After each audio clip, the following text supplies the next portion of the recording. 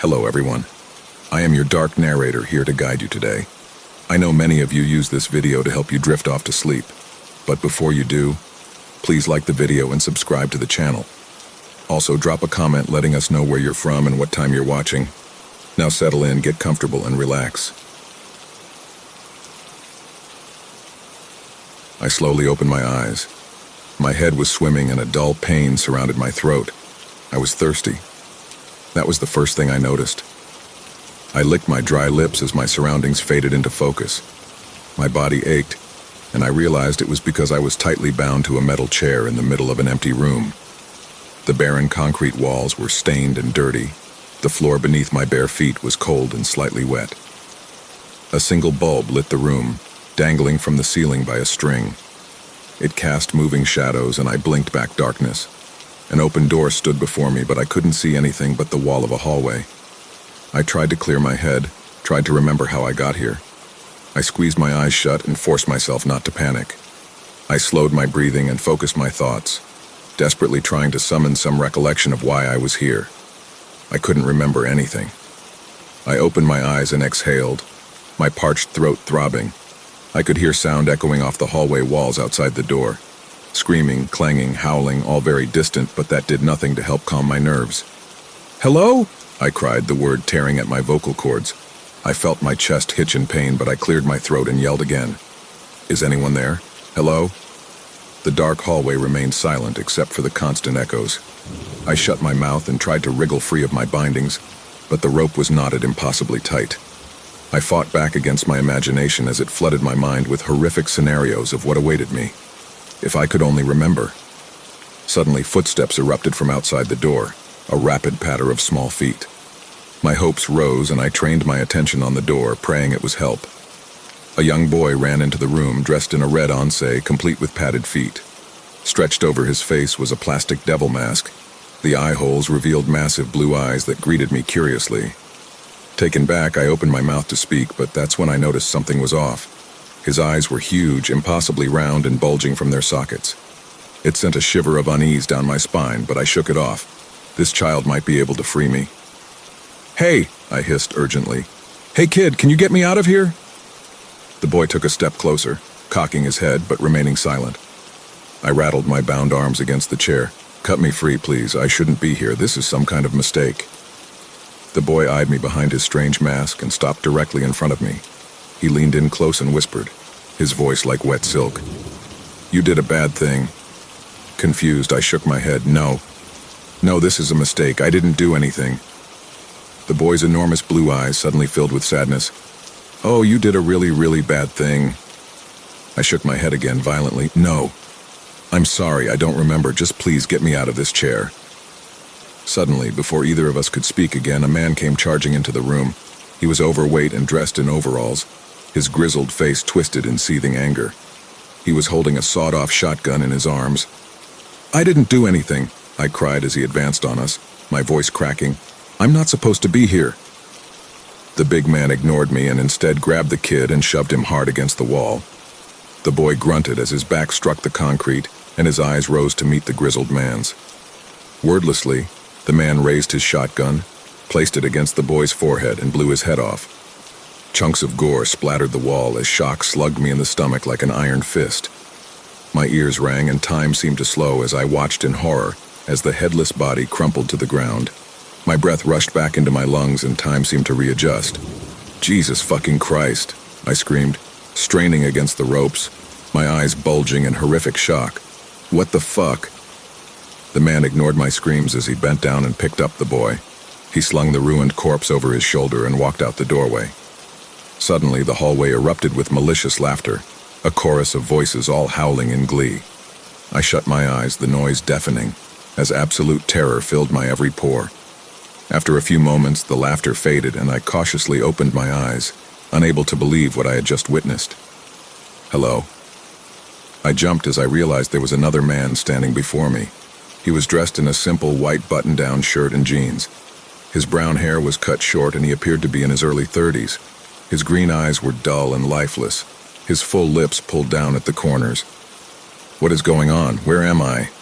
I cried, new fear pooling in my stomach like hot blood. The man crossed his arms. So you're the new one, huh? He shook his head. You people disgust me. Questions bubbled on my lips, but he waved them off with a sharp chop of his hand, slicing the air and demanding my silence. He ran his tongue over his teeth, sneering. You look like you've already seen some of the horrors this place holds, huh? Yes, I can tell by the look in your eyes. You're terrified. You've seen something, haven't you? It doesn't seem all that bad now, does it, looking back? You've been here 5 minutes and already you're shitting your pants. Where am I? I gasped, unable to hold back any longer. What do you people want? The man crossed his arms behind his back. I bet you want to get out of here, don't you? I bet you'd like to go back to your home, your family, everything. Please, I interrupted. Whatever I did to you, I'm sorry, I really am, but I don't remember. The man rolled his eyes. You didn't do anything to me, you did it to yourself, you really don't remember anything. I shook my head and felt tears brimming in my eyes, liquid fear. The man looked at me with contempt. You waited until your wife left for work and then you went out to the woodshed and hung yourself. You're dead. The recent memory rose in my mind like a monster from a bog. My eyes went wide. As much as I wanted to deny it, he was right. I had killed myself. The incident tore through my brain like a bullet train and left me reeling. I'm Danny, by the way, the man said, ignoring the shocked look on my face. And I'm number 2 here. I run the orientation process. I want to make this quick because I'm tired of repeating this fucking thing to you pathetic suicidals. You get one question before I begin. He stared down at me and I scrambled to organize my thoughts into something cohesive. This was all horrifying. Why had I killed myself? I fought against the fog and panic, and the mists of confusion slowly began to lift. I had just lost my job. Yes, that was the start. I squeezed my eyes shut and forced more of the memory to emerge. I had lost my job and I was about to lose the house. My wife, Tess, she found out and was going to leave me. I didn't have any way out, didn't have any options. Getting fired had come out of the blue and I didn't have much in savings. I was broke, soon to be homeless, and my wife hated me for it. There was something else. Yes, that's right. She had been cheating on me. I had seen texts on her phone while she slept one night and confirmed my suspicions. My life had degraded to shit and I had run out of options. Humiliated and ashamed, I had decided death was my only option. Hey, fucker, do you have a question or not? Danny said, snapping his fingers in front of my face. I was sucked back into reality and I asked the only question that mattered. Is this hell? Danny snorted. That's always what you people ask. He began to pace back and forth in front of me. No, this is not hell. It's not heaven either. This is the Black Farm. And no, I didn't name it that. This is where God sends the souls who have ended their own life. Suicidals. You see, he doesn't really know what to do with you, and neither does the devil. There are genuinely good people who kill themselves. Seems cruel to banish them to hell for all eternity for a moment of weakness, right? Personally, I think God and the devil were just tired of arguing about it, and so they send them here to the Black Farm. Did God create this place? I asked, growing more and more confused. Danny spit on the floor, chuckling. Sure, at some point, but he lost control of it when he put the pig in charge. What's the pig? I asked, unsure I wanted to know the answer. Danny held up a hand, annoyed. Can I fucking finish? God created this place eons ago, put the pig in charge, and then forgot about it for a while. Well, when his back was turned, the pig decided to use his new powers to try and create his own little world. This mess you see around you is the fractured remains of that experiment. The Black Farm used to be a lot nicer, but the pig wanted things to be different. He wanted to create his own vision. These people you see, these monsters, they are the pig's attempts at creating functioning life. Instead of mirroring God's earth, these mutated, horrible creations are full of sin and hatred. They run rampant here, unabashed. This place is chaos. The Black Farm is a circus of freaks and monsters, and it's your eternity. Fear boiled in my gut like thick oil. No. This couldn't be my end. I didn't believe in stuff like this. This wasn't real. I would wake up soon and realize I was just having a nightmare. That had to be it. Danny stood before me and lightly slapped my face. Hey, don't go into hysterics on me. I haven't finished yet. I raised my teary eyes to meet his. Danny smiled. You can always feed the pig. My breath pushed from my lungs like burning steam. What does that mean? Danny spread his hands, still smiling. It's as simple as that. Feed the pig. If you do so, there's a chance he'll send you back to your life. And What happens if it doesn't? I bumbled. You get sent to hell. So flip a coin if you have one. Stay here with us or feed the pig. If you choose to stay, I'll let you go. I'll let you go out there, he said, pointing towards the door. But let me assure you, what awaits you at the end of the hallway? Well, let's just say hell isn't that much worse. I swallowed hard, trying my best to digest everything. Why wouldn't I try feeding the pig, whatever that meant? If there was even a sliver of hope, I would take it. An eternity in this place, the Black Farm, be sent to hell or feed the pig. I would do anything for a chance to go back. This nightmare made my problem seem nothing in comparison. Danny raised a hand before I could speak. I'll let you think on it a while. I'll be back later. I want to feed the pig, I cried, not wanting to spend another second in this awful room. I could hear a woman screaming down the hallway, her cries rising as something meaty pounded into her. My breath came in sharp pulls and my throat burned. Danny noticed the noise and grinned. Sounds pretty bad, huh? He said softly as the woman's voice creaked with agony. Something was still slamming into her, the sound of beaten flesh igniting my imagination with horrors. Please, I gasped, breathless. Just let me feed the pig. I don't want to stay here any longer. Danny turned away from me. I'll be back later. Enjoy your time alone. Really think about your situation. Weigh your options. And remember, you put yourself here. And with that, he was gone, leaving me in the dim room. Tears streamed down my face. The woman didn't stop screaming for hours. At some point, I fell into a semi-sleep. The darkness in the room seemed to press in on me, and my eyes fluttered shut. My body ached, and my throat was a halo of fire. Thirst raked at my windpipe like sharp glass. My lips felt like crumpled paper. My head thundered like a drum. The room swam in and out of focus, and my mind drifted towards the horrific sounds that never ended. I was lost in a haze, unaware that something was sliding into the room until I felt a sharp prick on my big toe. I jolted out of my daze as my bare foot ignited with pain. I screamed and tried to move, but my bindings held me tight. The room rushed back into focus, and I blinked in agony as I felt blood trickle between my toes. I looked down for the source of pain, and I felt a scream claw at my throat. Staring up at me was an armless man. He slithered on the floor like a worm, his bald head scabbed and filthy. His legs were wrapped together in barbed wire, forcing him to wriggle his body to move. His eyes were lidless and wide, two bloodshot white orbs that stared up at me with hungry intensity. His teeth had been removed and replaced with long screws, which jutted from his bleeding gums like a broken rock formation. Around his neck was a chain leash, which I followed across the floor to the open door. The end of the leash was held by a tall, naked man. His body was hairless and flabby, covered in similar scabs like his pet. A dirty bag was pulled over his head that hid his features except for a single red eye that peeked out at me from a crude cut in the cloth. He stared at me and groped his engorged penis, his breath heavy and labored. As the armless man wriggled towards me again, his master started to masturbate. I screamed as the screw-filled mouth bit at me again, and my cries seemed to stimulate the naked man even more. "Get off of me, stop it!" I screamed, horrified.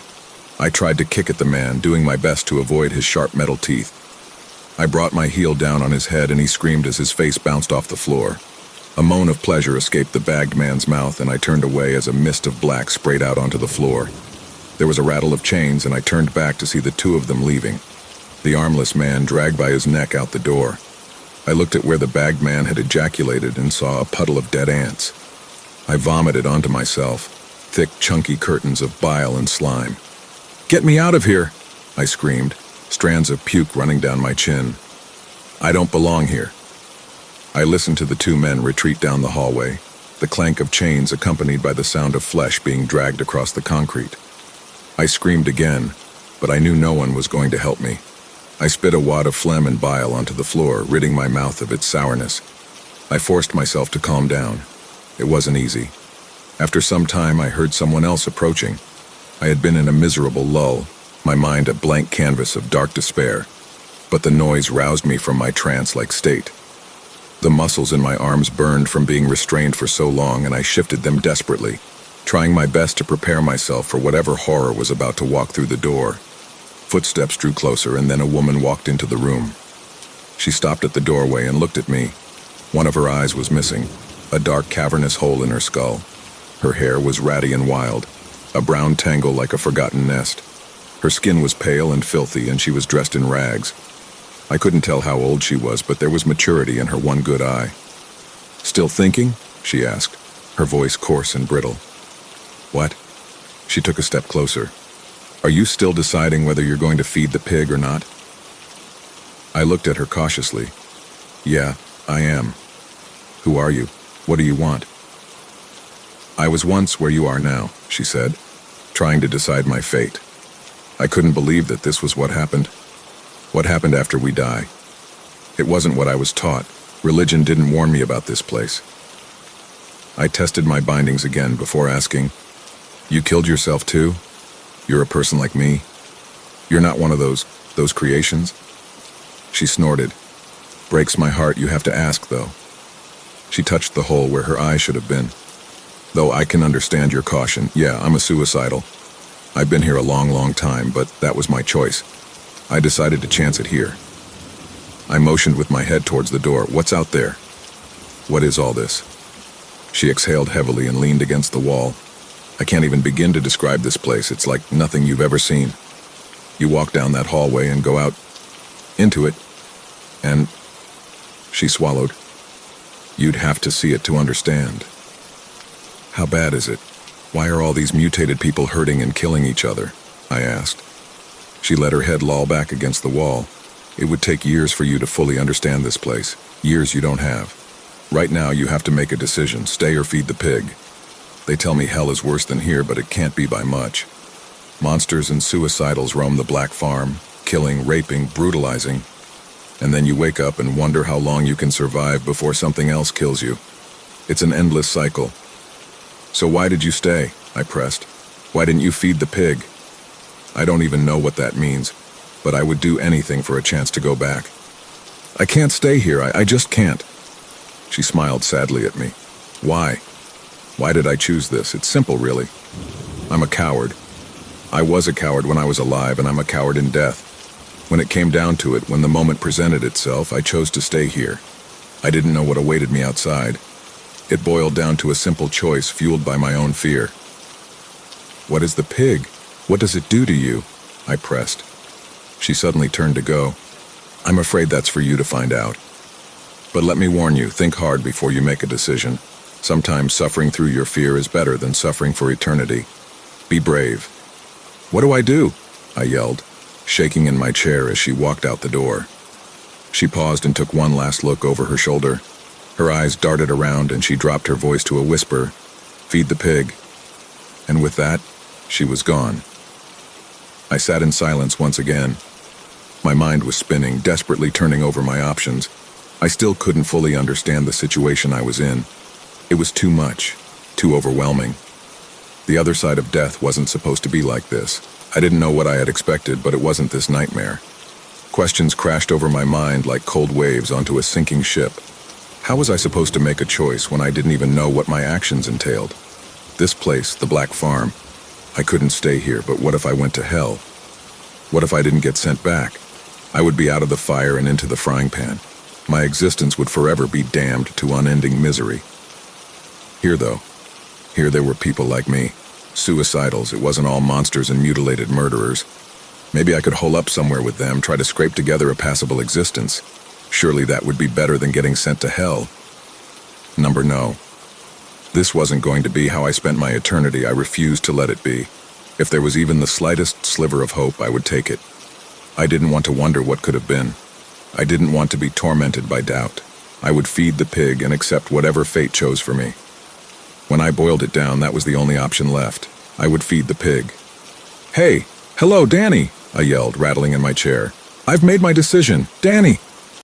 After a couple seconds, I heard footsteps echo down the hall towards me.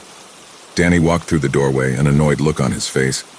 "I've made my choice," I said. "I'm going to feed the pig." "Sounds like you've really thought a lot about it since I left you," Danny said sarcastically.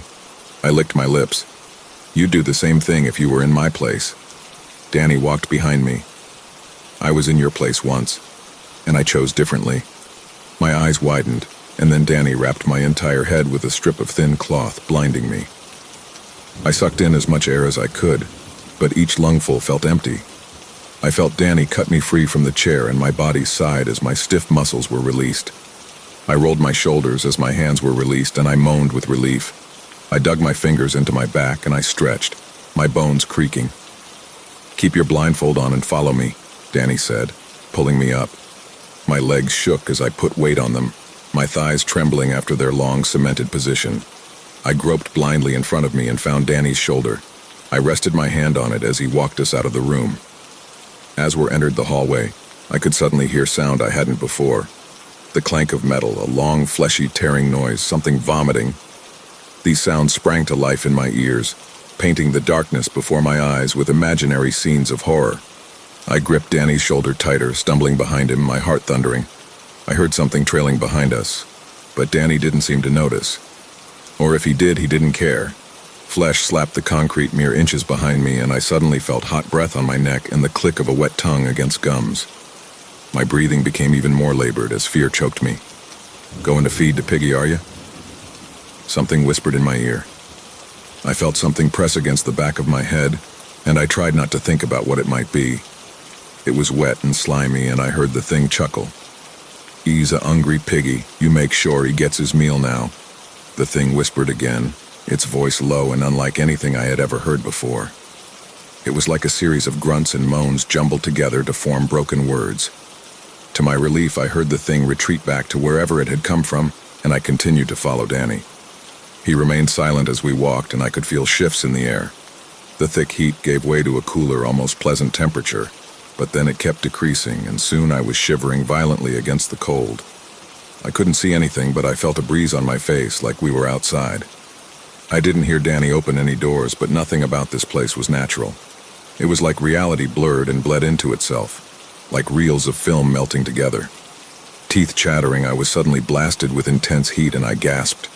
My feet tripped over themselves as the terrain changed, and I was suddenly walking on what felt like warm iron. My ears were filled with the sound of blazing furnaces and the clash of working machinery. I couldn't see it, but I felt like there was a vast open expanse overhead. I smelled ash and tasted dirt on my tongue, sweat already forming along my spine. Suddenly, I crashed into Danny as he came to a halt. I backed up a few paces quickly and muttered my apologies. I could hear movement in front of us, a rustle of chains and an odd clicking sound on the metal floor. Something else too. Something snorting. And then the room filled with a deafening sound of an immense pig squealing. I covered my ears, head splitting at the high-pitched wail. I grit my teeth as the noise echoed off the metal and faded into a series of snorts and grunts. It sounded absolutely enormous. "I've brought another one," Danny announced, a slight tinge of respect lining his voice. "He wants to feed the pig." I waited, expecting to hear some answer, the cloth around my eyes sealing my sight to darkness. I realized my knees were shaking and my back was coated in sweat. I was terrified. "If that is what you wish," Danny said, and I felt him bow under my hand. Apparently some unseen conversation had just happened, and Danny took my wrist and pushed me forward. "Approach the pig," he instructed. My whole body trembled and my knees locked into place. Robbed from sight, I raised my hands, trying to get my bearings, the heat and ash filling my head with nausea. I felt like I was going to throw up, my stomach rolling like a dead sea. I didn't know where I was or what horror lay before me. I felt lost and tiny, a fresh splash of tears dripping from my eyes and soaking into the cloth around my face.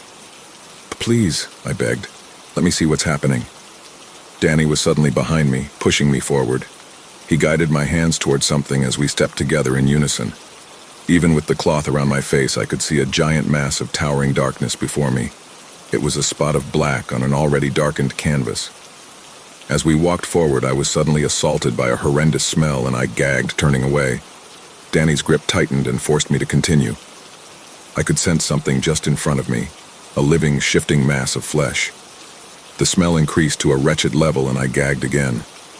Then hot air was being blown on my face, a blast of heat that came in repeated short bursts. I vomited into my cloth, the source of the smell stemming from the hot air. I choked as the bile gushed over the fabric, soaking it and momentarily cutting off my oxygen.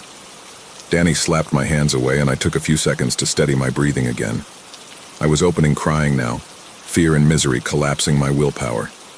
The wet cloth stunk as I sucked in soggy breaths. My own stomach acid coated my skin, and I begged for all of this to be over. And then something squealed directly in front of me. I felt my bladder go. I was standing before the pig. It was the source of darkness in my obscured vision. A fat, titanic creature that filled my senses with every breath it blew into my face. Danny raised my hands, and suddenly I was touching the pig's snout. I recoiled immediately, but Danny forced my hands back. Its fur was stiff and brittle, and as my shaking hands explored up its nose, the size of the animal became clear to me. It was gigantic and had weighed over a ton. Its flesh wiggled under my sweating hands, and it opened its mouth slightly. My fingers curled around teeth the size of kitchen knives, and I realized its mouth was absolutely cavernous. The pig squealed again, and I heard its hooves clack against the ground. It sounded like thunder rolling across an open field in the middle of summer. "Take this blindfold off, please," I begged, my legs turning to jelly. Danny had taken a few steps back, and I heard reverence in his voice. "You don't want to do that." I jumped as the pig nudged me with its nose, the wet circle of flesh squishing against the length of my face. I shuddered away, raising my hands and omitting a cry of fear. "Feed the pig," Danny instructed, his voice like cold steel now. "You made your choice, now live with it. It's the only chance you have of going back. Or maybe the pig won't like how you taste and send you to hell. Only one way to find out." My eyes widened behind the vomit-soaked cloth. "Won't like how I taste?" "Climb into its mouth." My bladder let go again, and I felt warm piss run down my leg. No, you can't mean..." Danny's voice hardened.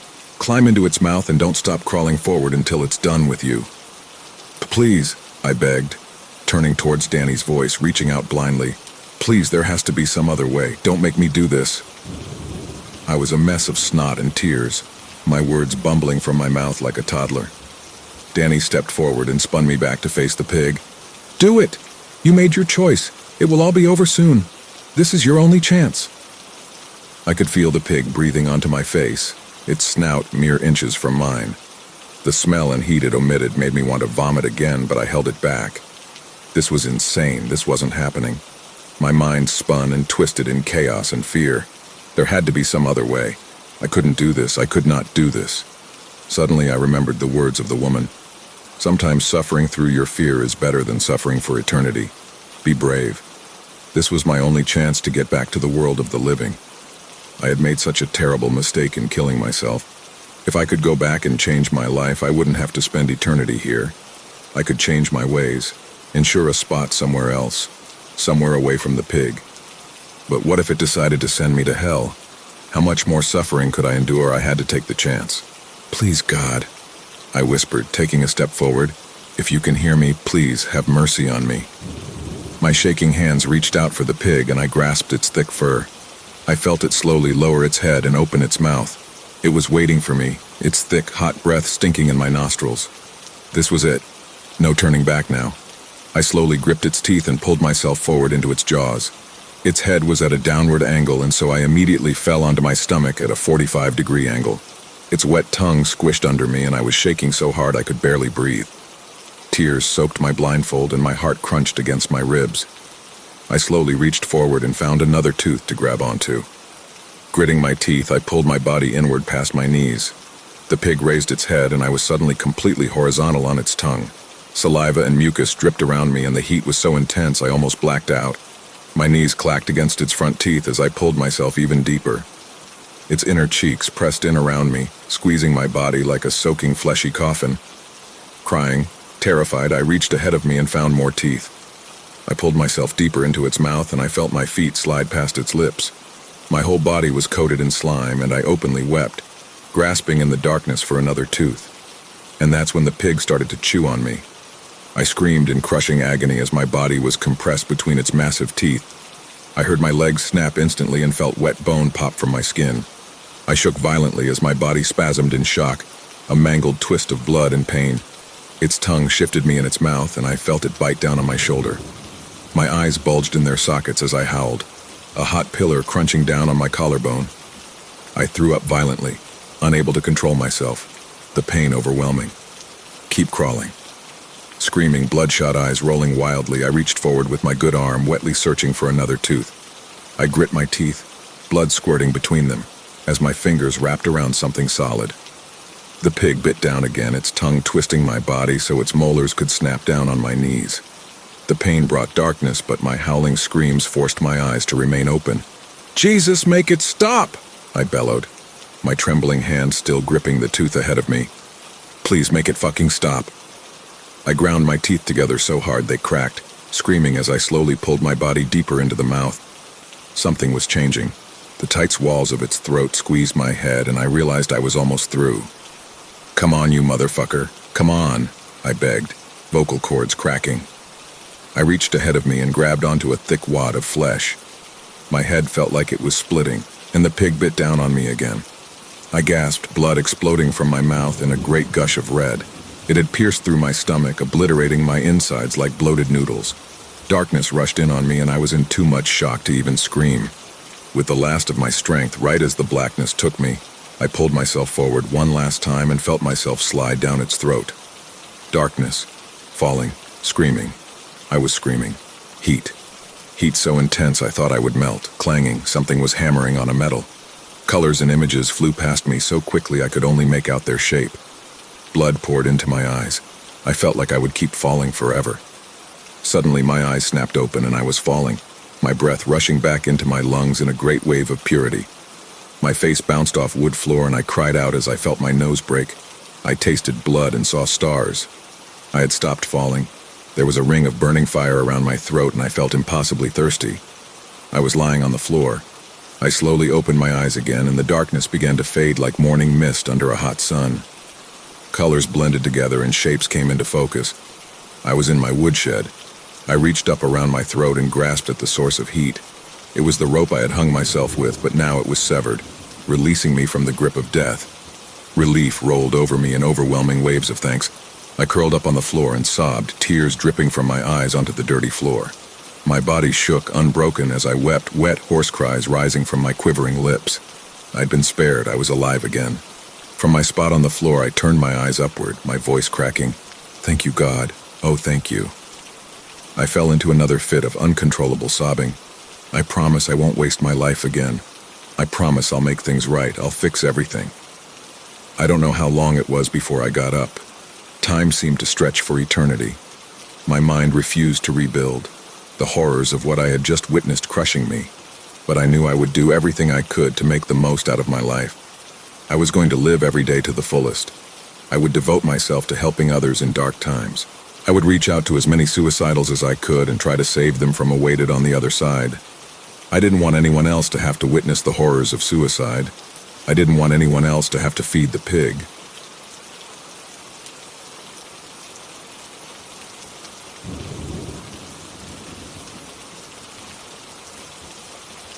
I can only assume will be my final day here on Earth. I know my possessions are going to be auctioned off since I don't have any family and don't have time to write a will, plus there's the issue with the bank, and I'm getting off topic. The radio. Don't buy it, don't listen to it, and for the love of God, don't tune to 66.6. Now for what got me into this mess in the first place. I'm a music junkie, and if any of you are too, you might also know one of the best places to find vintage records for cheap is at garage sales, which is great for me, since being a freelance writer, I can spend a hell of a lot of time driving around the state looking for them. There was one particular sale down in the boonies. They have the best old stuff, where I found an old radio. It was pretty banged up, but had an old sort of charm to it. I was drawn to it immediately. Okay, so it was also only like $5, so that had something to do with my purchase. Sue me. Once I got it home, I noticed there was a notch around one of the frequencies and a capital "No" next to it. Like any of the rest of you horror fan idiots, that's the first station I tuned to. It was just a radio after all. Or so I thought.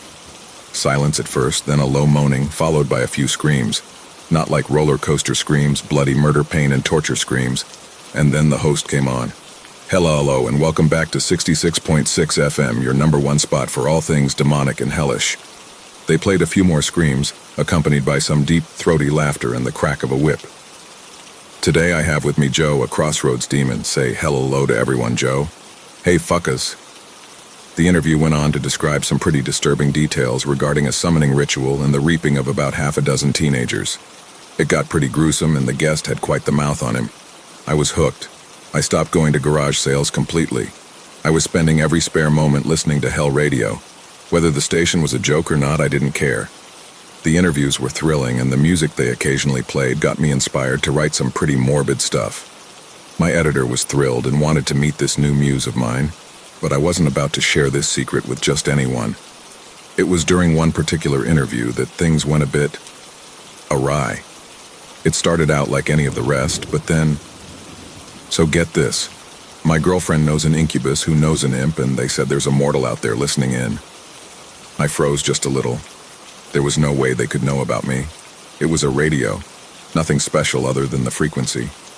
So I tried to tune to another channel just to clear my head. Obviously it didn't work, the pin didn't even move. A mortal, no way. Deep laughter. Yeah, but you guys already know about that, right? Right you are. We even know he's actually listening in right this very moment, aren't you, Jason? Fuck, this wasn't real, lucky guess. Jason, kiddo, it's not just any radio. Well, no shit. It can tune to the fucking underworld's media broadcast, I kinda knew that already. But how the hell did they know I was listening in?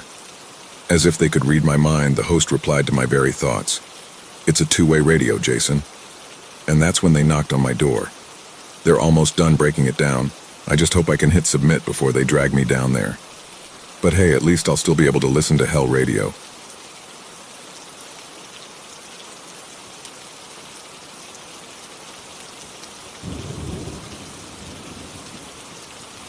Ever since I was a small girl, I remember my grandmother drinking afternoon tea. Every day she would sit at her table, dressed in one of her many expensive gowns, and sip on a cup of hot tea. She had never offered me any, until my mother died. I arrived at Grandma's estate 3 days after my mother's funeral. It had been 20 years since I had seen her last, but her home was still as extraordinary as ever. Nestled on 50 acres of classic English countryside was her enormous British manor. Located deep in Suffolk County amidst rolling green hills is a grand iron gate, whose bars hide the place where childhood dreams are made. Behind its guard runs a long cobblestone driveway that gently meanders through perfectly shaped maple trees.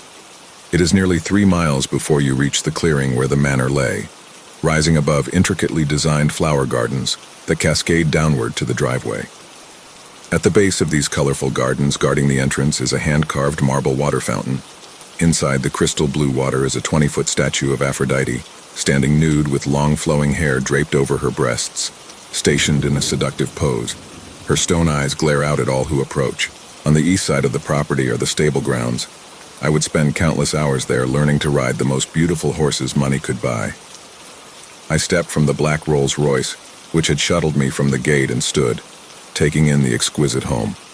It was 3 stories of classic British architecture modeled from Kensington Palace. It rose from the ground like a historic stone wonder. For 2 weeks every summer it became my personal playground. And my God, did I love it here. I walked up the granite stairs, pictures of my mother's funeral under my arm, to the massive oak door. I rang the bell and took a deep breath, repressing my anger deep inside. Mr. Jeffrey, my grandma's head servant, greeted me at the door. "Hello, madam, it's a pleasure to see you again," Jeffrey said, bowing his head as I stepped inside. "Hello, Jeffrey. It has been a very long time. Far too long, I must say. I have missed you dearly. You are a woman grown." "My grandmother sent for me. I was told it was urgent," I replied coldly. I was in no mood for idle chatter. "You will find her in the tea room. Does my lady need to be refreshed of its location?" "I know where it is," I said, and turned away. "Missus, where are your bags? I've made up your old room just the way you like it." "I will not be staying long, Jeffrey." I snapped back and walked from the foyer. "I'm sorry to hear that. I hope you reconsider." I entered the grand hallway where hundreds of exquisite pieces of artwork adorned the walls. My grandma obsessively collected them over her lifetime. Many were hundreds of years old, and she often bragged how some were painted by the Renaissance masters. It was mind-boggling how much money this old woman had. I never thought much about it as a child, but now it seemed obscene that one person should have this kind of wealth. My heels clicked rapidly inside the grand corridor, reverberating off the 20-foot ceilings.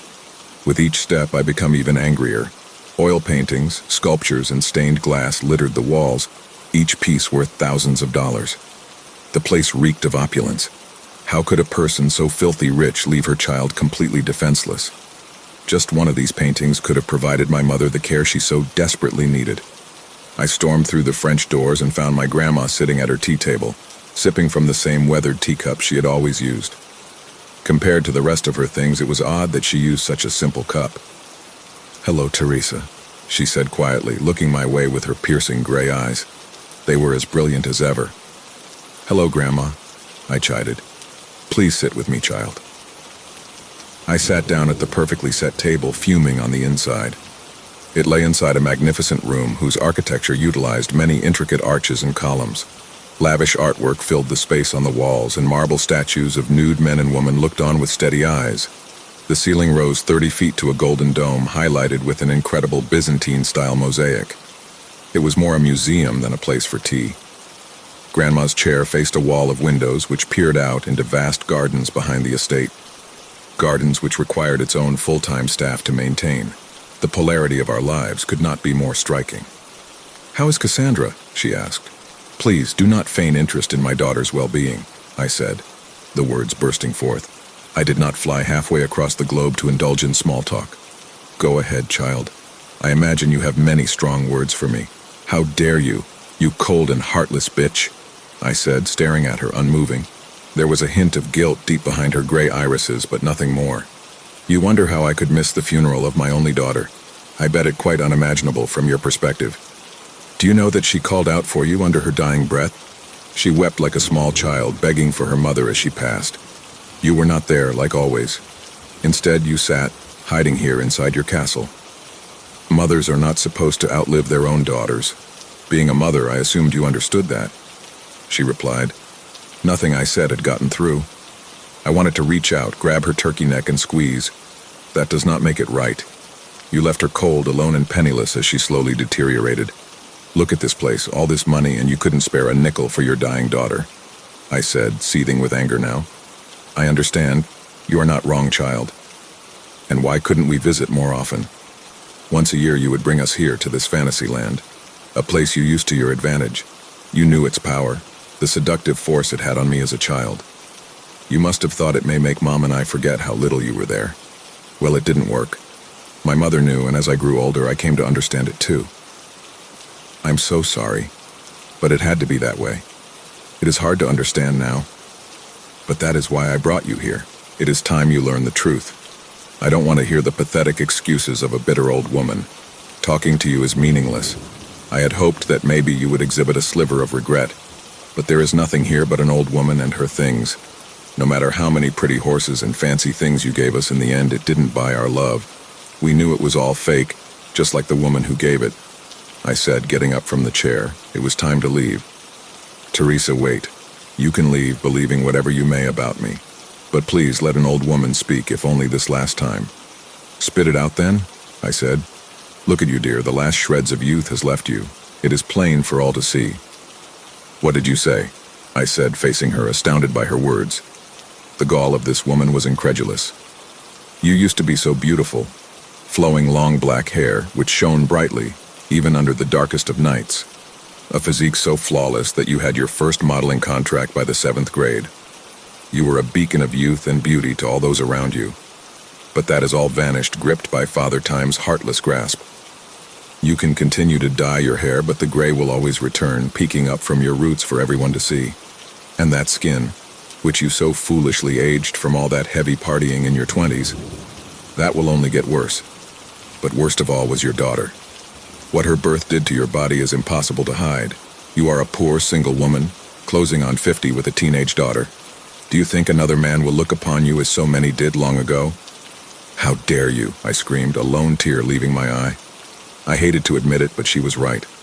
Once I was the most beautiful woman in any room I entered. But age is not kind to pretty woman. It comes like a monster, eating away your identity, turning it into a shell of who you used to be. Then it mercilessly rips away the man you love and points him in the direction of a newer, better model. I am sorry, but it's true. Time always wins. It will only get worse until you are old and alone.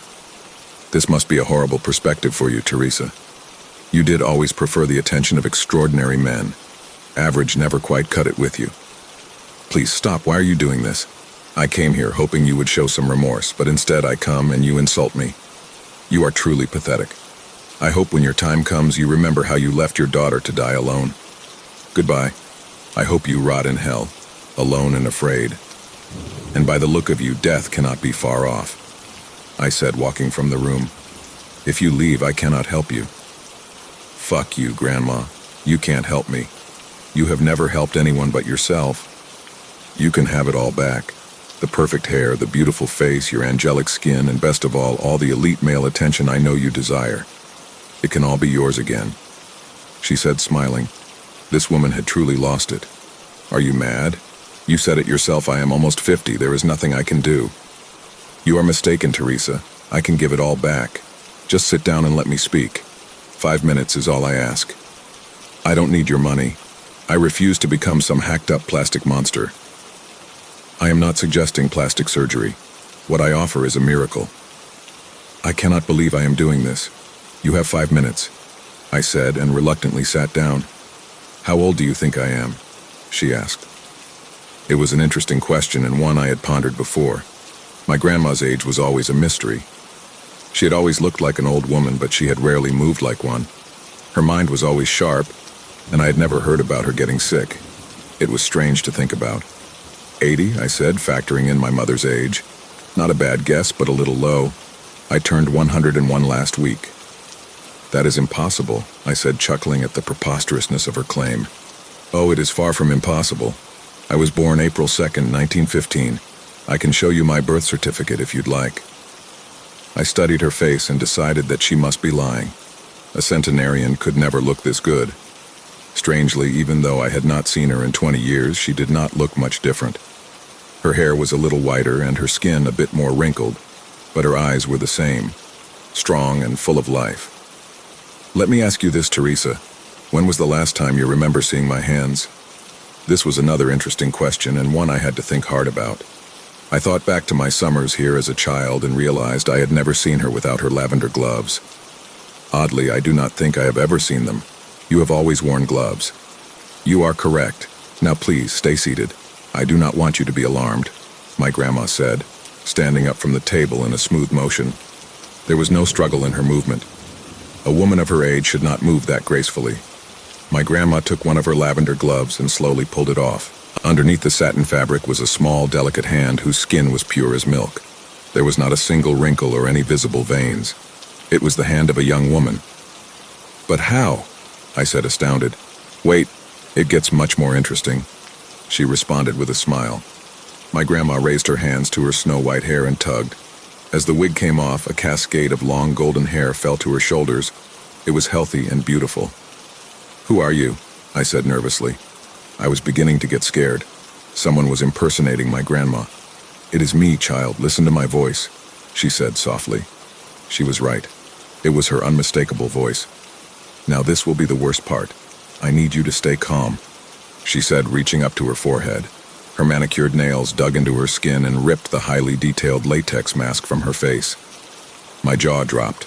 Underneath the disguise was a portrait of a young, beautiful woman, no older than 20. Everything had changed except the eyes.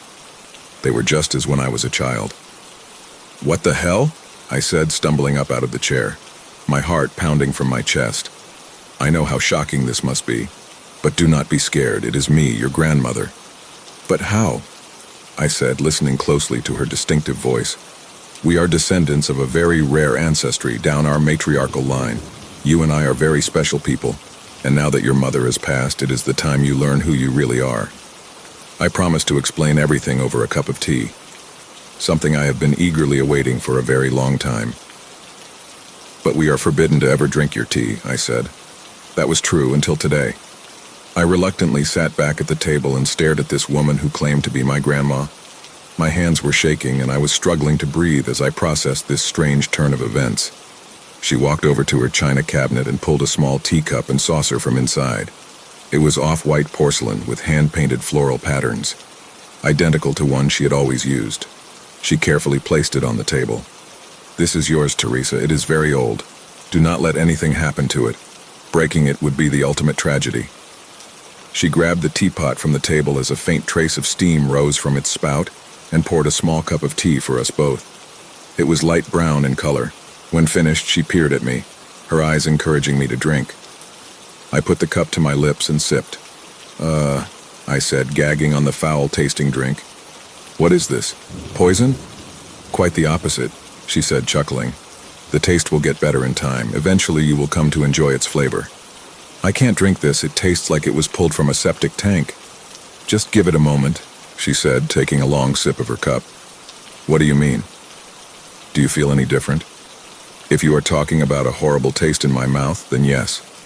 "Oh yes, forgive me, I forgot. It may take a bit longer to act than my own.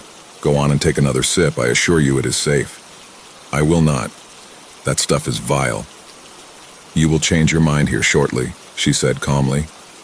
I leaned back in my chair as the wave euphoria trickled through my body. It was like a switch had been flipped. When I arrived here, I had been angry, jet-lagged, and utterly exhausted. I had slept little more than a few hours since my mother's passing, but now a surge of euphoric energy was pulsating inside me. Like a hit of pure cocaine, but different. It didn't feel like a drug. "What the hell is going on?" I said, the effect intensifying with every breath. "Finish the drink. What you are experiencing now is only the beginning." Without hesitation, I emptied the contents down my throat. The taste was worse the second time, but it didn't matter. I wanted more. As the next wave of tea hit my stomach, I felt an ever stronger explosion of energy permeate my entire body. It was incredible, like the world's greatest drug was pumping through my veins. But instead of high, I felt alert, clear-headed, and best of all, alive. "What did you give me?" I said. "Welcome to afternoon tea, my dear. Now please, come with me." My grandma took my hand, her skin as soft as a child, and led me away from the tea room. I was floating high in ecstasy as we moved along her marble-laid corridors. Everything was perfect until something bad happened. "Something's wrong with my eyes, I can't see," I exclaimed as my vision suddenly became extremely blurry. I could only see fuzzy patches of color. My grandma reached up and pulled off my glasses. It was like I had a blindfold removed. The world around me came into sharp focus, with an incredible clarity I had never experienced before. Ever since my early 20s, I had worn glasses or contacts, and my vision had continually gotten worse from that point on. "How is your vision, Teresa?" Grandma said with a gleeful pitch in her voice. "This is incredible," I said, astounded that I could see everything in perfect detail. "What happened to my eyes?" "They're healing." "Healing, but how?" "That is only the beginning." We traveled deep into the manor towards Grandma's ground floor bedroom suite. Adjacent to her bedroom was the closet, a closet which was bigger than my entire apartment. It was loaded with racks and racks of expensive clothing and shoes. We went inside and she guided me in front of her mirrors. "The change will subtle at first, but take a hard look at yourself and tell me what you see." I stared deeply into the wall of mirrors, my naked eyes inspecting with newfound precision. There was something different, but I could not pinpoint it. "What am I looking for?" I said. "Look closely at your face." I moved closer to the mirror and studied my face. It was my wrinkles. While still visible, they were lessened considerably. I looked like I had good night's sleep and professional makeup applied. The bags under my eyes were gone. The sun marks had lighted, and my hair looked vibrant and alive. The gray roots had faded away. "Holy shit, I look 5 years younger." "Precisely," she said with a grin. "How is this possible?" "This is your inheritance, Teresa." "My inheritance?" "You have been given a very special gift, a gift that has been passed down in our family since the early 18th century. It is extraordinarily powerful. What you are experiencing now is just a sample of its full potential, which is beyond your wildest imagination. But to realize this power, I must first give you a choice. Either you can forget any of this ever happened and return home, or you stay with your old grandmother and join me tomorrow for afternoon tea. The choice is yours. I've had your room prepared by Jeffrey. I assume you still remember where it is?" "Of course, how could I forget?" "Stay for the night, explore the stables as you did as a child, and come to a decision. Return to your life as you once knew it, or travel down a rabbit hole.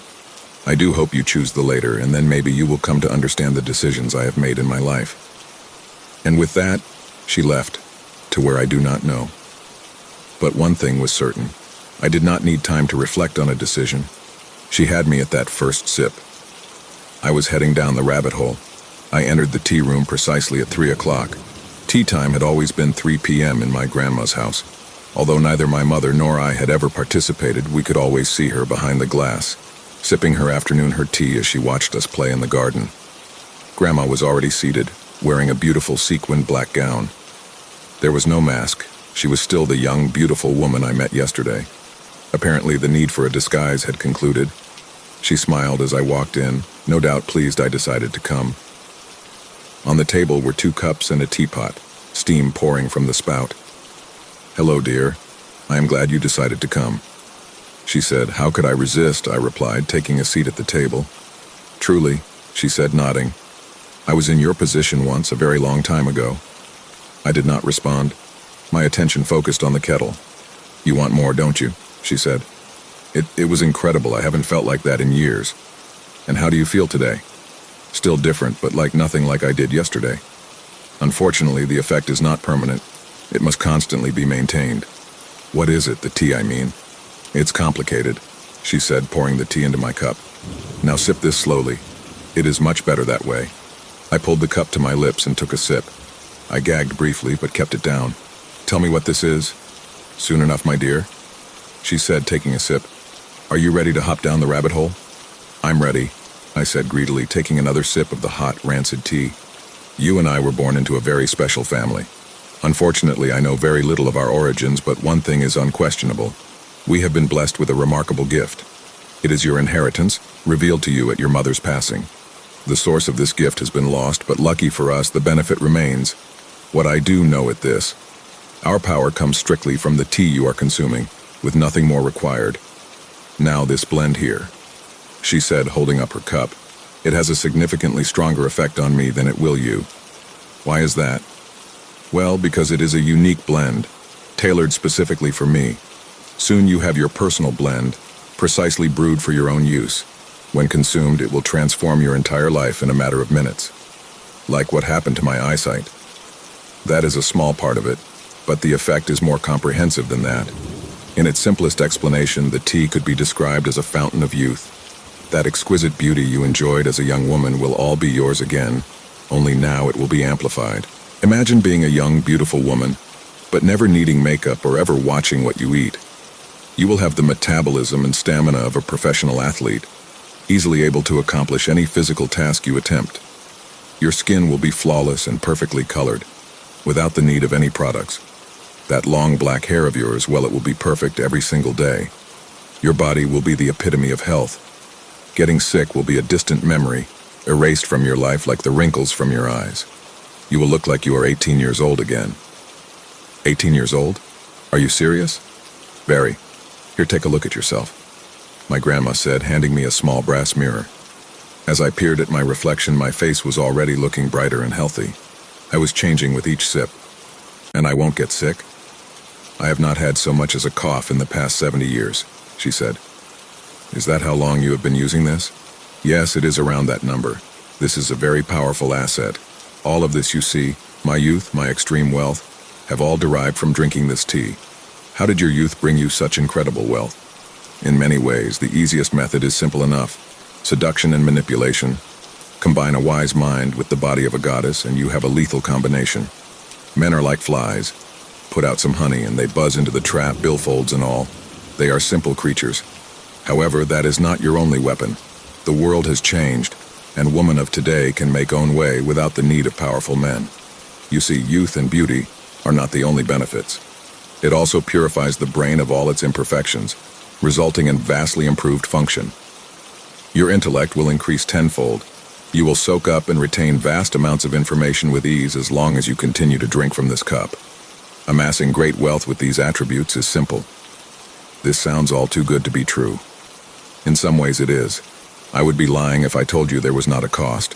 However, I find it pales in comparison to the benefits. You may or may not feel the same way. What is the cost? Your mother, she said. My mood soured.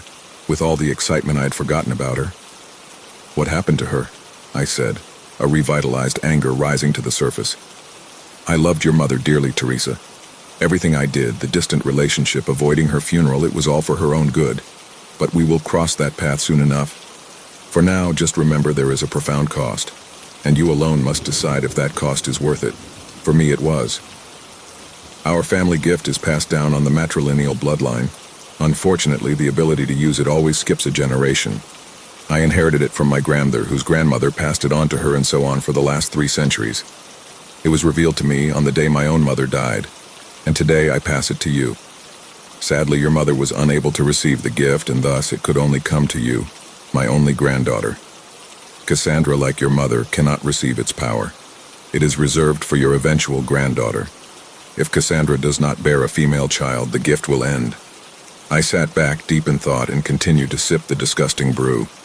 It was bitter and grainy, but with each sip, it delivered was more of what I was craving. My physical senses were all heightened: hearing, touch, smell, sight. It was all so vivid and clear. This was truly a miracle. Now that you understand the immense power, it is the time I reveal the source, which I must warn is incredibly unsettling. I can still vividly remember the day I learned the dark secret of its power. It was very difficult, but I assure you the negative feelings will pass once you ingest your first cup of tea. What is so great about the first cup? Everything, she said, a smile curling upon her lips. It is specifically blended for you. The blend we have been consuming, it belongs to me. It can only give you a brief glimpse behind the curtain. To reveal all, you must consume it at full strength. After your first cup, you will look 30 and feel 20. This effect will last for several days, but if you drink it daily, well, that is where the real magic happens.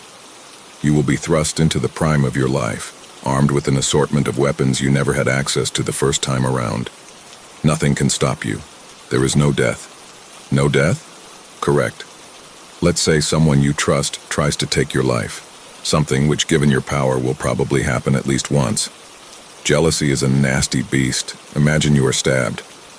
Well, that's no problem at all. Your body will just heal itself almost instantly. Strangulation? Doesn't matter. You will just keep breathing. No illness or disease can ever harm you. You will be, while under its effect, immortal. I was stunned, imagining this must all be a dream. Immortality, eternal beauty, more money than I could spend. It all seemed too good to be true. Tell me how to make it. I am ready, I said. I was through waiting. The million-dollar question. Well, no use putting it off any longer. You will either accept it or not. What's the catch? It must be important. Finish your drink. It is better I show you. I took the last swig, wincing as it went down. As I stood up, I felt no more pain in my knees and my lungs. Well, I bet that I could run a marathon on a single breath. Come this way, my grandma said. What you are about to learn will seem disturbing and grotesque at first, but I need you to remain calm and think of the bigger picture. This is an amazing opportunity for you, Teresa. Please try and understand that. Where are we going? I asked as we walked down a small dark hallway, one I had never seen before. You want to know the catch? Yes, I said. Well, it's a big one. At the end of the hallway was a dead end. Grandma's fingers touched the wallpaper and delicately drew a pattern. It was some sophisticated hidden keypad. She then pressed her palm on the wall and a hidden door slid open. Cold air rushed out towards us. What is this place? I asked. This is my freezer. Inside the hidden room was a small table with various items on it. At the far side was a large steel door, a door to a walk-in freezer. I felt a bit of nervousness sweep up through me, briefly damping the euphoria. It is time. Behind this door is the truth, she said slowly, opening the freezer door. A fluorescent light flickered to life just as I looked inside. I turned my head and retched, hacking up the tea from my belly. Fuck! I shrieked, staring at the corpse, which lay stiff on a gurney. The body had been mutilated. The left leg and arm were gone. It was the body of a woman. Teresa, this is my mother. She was your great-grandmother, she said flatly. My great-grandmother? I said, shaking with fear. What the fuck is she doing in your freezer? Well, my dear, this is the catch. My grandma grabbed a large knife that hung from a ring and approached the body. The dead woman was nude, and to my amazement, looked surprisingly good for a century-old corpse. Without hesitation, my grandma went straight for right thigh and hacked off a small piece of the hardened flesh. I almost spilled up more tea, but I watched, hypnotized in a paralyzed shock. After removing the flesh, she left the freezer and approached the table. She placed the flesh into a small grinder. Seconds later, it was morphed into a fine powder, which she dumped onto the table. Once I saw her grab the empty tea bag, I understood. That is afternoon tea, I said, horrified. This is the secret. How could you do such a thing? That is your mother. Unfortunately, this is the only way it works. Our life is drawn from their death. The realization hit me like an oncoming train. I understood how to make my blend. You don't mean, do you? I said, not wanting to believe it. It is the only way. To obtain the key to unlimited youth, you must continue down the same road as your ancestors. Do you honestly think I would hack up my mother and drink her? All those years away from us have warped your mind. What you choose is solely yours. I am just here to show you the way, as you must do for your granddaughter when Cassandra passes. You can't be serious. Cassandra will never be some extract so that some fictitious granddaughter can follow this path. I understand how difficult this is to comprehend. I have stood in your shoes, but I am not here to convince you, only to show you the way. I will never, I said firmly. Fine, but please, you must let me finish. It is my duty. I am sworn to reveal everything to you. Get it over with, I demanded. You will need your mother's body. This will not be a problem. Soon you will understand that anything is possible with the power of money. I suggest keeping the body frozen as I have done. It will last much longer, and it eliminates the nasty side effects associated with the dead. You must drink at least a cup a week to stay healthy and keep a median age around 30. To get all the benefits and relive your youth, then you must drink a cup per day. If my calculations are correct, freezing and conserving her body, and only living half the year drinking a cup a day, you will survive at least another 200 years. You can extend that number an additional 100 years with proper rationing. How can you talk like this? So apathetic. That is your daughter we are talking about, your flesh and blood. You think I do not know that? My grandma said, a hint of anger in her voice. You don't think a part of me regrets this life? It is worse than just consuming her body, much worse. What did you do to her? I said, anger seething from my insides. Have you ever wondered why your life was so shitty growing up? Why you were always poor and why your mother always seemed to have the worst possible luck? What are you saying? The gift requires a cyclical process. While I became younger, she became older. I got rich, she had to be poor. I was healthy, she was not. This path requires the ultimate sacrifice. Your only daughter. The moment you begin to consume, her life begins its decline. She will experience a rough life, but she will scrape by and survive, and eventually give birth to a daughter. That child will be one of us and inherit the gift. She too will enjoy a wonderful life. Cassandra will give her child the greatest gift imaginable as your mother gave you. It is quite noble if you think about it. That is not my choice to make. How incredibly selfish do you think I am? Maybe now you can understand my absence and why I could barely stomach seeing your mother more than once a year. And I only went that far because I wanted to see you. It was devastating to see her falling while I had it all. Early on I tried to stay, but it was too much. So I moved to England. I disguised myself and hid the secret from you all. What about the last 20 years? Where were you then? I knew she would get very sick. It was inevitable. I couldn't handle watching her suffer and die. And it was your fault, you disgusting woman, I said, glaring at her with disdain. It had to be done. I did it all for you. Don't you understand? I am done with this. I am leaving. It would be a cold day in hell before I would ruin my daughter's life. I understand, she said quietly. Be aware, though, I anticipated this reaction and made some choices for you. Goodbye, Grandma. I will not be returning, I said, turning away from her porcelain-like face. I was on the next plane home to LA that afternoon. I arrived home, beat and exhausted. The tea's effects had faded, and I was now back to my old self, trudging up the stairs to my one-bedroom apartment. I almost thought how great it was to be home until I saw a passed-out junkie on the walkway just outside my door. Cassandra was at her father's, staying at his Malibu beach house with that bitch of a stepmother, Kelsey. It should be me living there with my family, but instead, I am stuck here, old and alone. Seeing my grandma's estate again only intensified the pile of shit that was my life, but at least I would see Cassandra in the morning. I missed her. Just as I went to open the door, I got a text message. Cassandra. Hi, Mom. Hope you got home okay. Going to stay Dad's for the week. Kelsey got me a horse and is taking me riding up in Napa Valley. I hope you do not mind. See you later. My hand shook as I read the message. She had been spending so much more time with her father lately. It wouldn't be long until she fled for college, leaving her lonely mother behind. She had grown up so damn fast. As I opened my door, there were footsteps at my back. It was a delivery man. Ms. Taylor, the man said. He was holding a box. Yes, that's me. I have an urgent delivery for you, this box and a freezer. The freezer is still on the truck. It was her. That despicable old bag did not get the hint. I did not want her path, but I also didn't want my mother being dragged around inside a box truck for the foreseeable future. "Bring it up," I said reluctantly. I would get her back to the cemetery somehow. "Yes, ma'am," he said, retreating down the steps. I entered my apartment and examined the box. It had been sent overnight from England. I ripped it open, and inside was a letter and 8 small teacups. They were all identical. I opened the letter and began to read. "Dear Teresa, I am sorry that we parted company under such unsavory conditions. However, I do not hold it against you. What you saw is shocking and difficult to understand. But if you are reading this, then you know that I have arranged for a freezer to be delivered. Yes, your mother is inside. If this angers you, then please send me a message and I will have her placed back in the cemetery. However, if you choose to follow in your ancestors' footsteps, there are some rules you must follow." As I continued to read, the man came in the apartment with a freezer. "Where do you want it, ma'am?" "In the back room, please," I said, and the man put it there and plugged in. I signed for it and he left. I continued to read, "Conserve. To make your supply last, you must pace yourself. It can be extremely intoxicating to spend every day in youth, but you must restrain yourself. You will understand soon enough. For your mental well-being, I strongly suggest you begin to put distance between you and Cassandra. It is in her best interest not to know the truth. You may need to move away, as I did so many years ago. Safeguard the cups.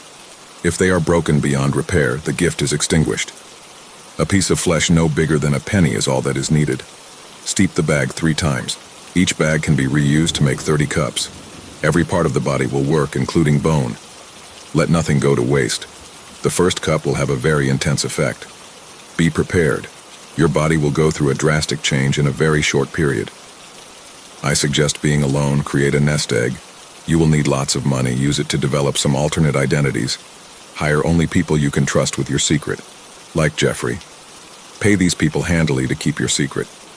When Cassandra passes, you must relay our secret to your granddaughter. Give her the rest of the cups I have included, and tell her our method. The gift is in your hands now. That is all. Everything else will come to you in time. I hope you decide to visit. We have much to discuss. Remember, my door is always open for you, Teresa." With love, Grandma Terry, I put the letter down, my hands trembling, and rushed to the bathroom. I bent over the toilet with an urge to vomit, but it never came. When I stood up, I looked deep into the mirror at the woman I had become. Without the tea's beneficial effect, I was reverted to my previous self, old and weathered, haggard from the years of abuse I had inflicted on my body. All that partying from my 20s caught up with me, and I had lost everything. Now I was just another middle-aged woman, lost in the endless sea of ordinary people, and I hated ordinary. Gone were the days as a teen where time was spent laying in the sun, tanning my golden body. Endless free vacations and gifts bought by men who barely knew me, all vying for my attention. My meteoric rise up the California social scene where I was someone, making waves with the rich and famous. Then I got pregnant and everything came crashing down. My body was ruined, and along with it all my aspirations. Cassandra's father was a successful Hollywood producer, a pretentious asshole who dumped me as soon as he found out. With no formal education or job prospects, I was left penniless to raise my daughter on my own. Only years later did he come around, and became the now doting father. He proceeded to spoil her rotten, garnering her favor while I was left dealing with the most challenging portions of parenting. Cassandra, oblivious to the struggles I endured as a poor single mother, came to love her father. And why wouldn't she? He could give her anything she desired. And now she barely came to see me anymore, spending ever more time with her new, hip stepmother. All the while, her mother rotted alone, working a crappy minimum wage job, living in a shitty subsidized apartment. I screamed and then cried until there was nothing left but anger. I went to the kitchen, grabbed a knife, and moved slowly into my bedroom. The compressor hummed. Was she really inside? I took a deep breath and pulled the hatch. Inside was my mother, crammed in the fetal position. It was the only way to fit a body inside. To my relief, her head was covered with a black hood. After a brief hesitation, I went for it, slicing a small piece of flesh from her forearm. It was easier than I had expected. I shut the freezer and went to the kitchen, where I pulled a coffee grinder from the cabinet. I ground the flesh into a powdery mix, exactly how my grandma had done. Then I wrapped the powder in a small napkin and steeped it in some boiling water. I had brewed my first cup of tea. It was brown and smelled foul, but I salivated with anticipation. He will lust for me once more. However, this time it will be his life that is ruined, not mine. I sat back, thanked my mother, and took my first sip.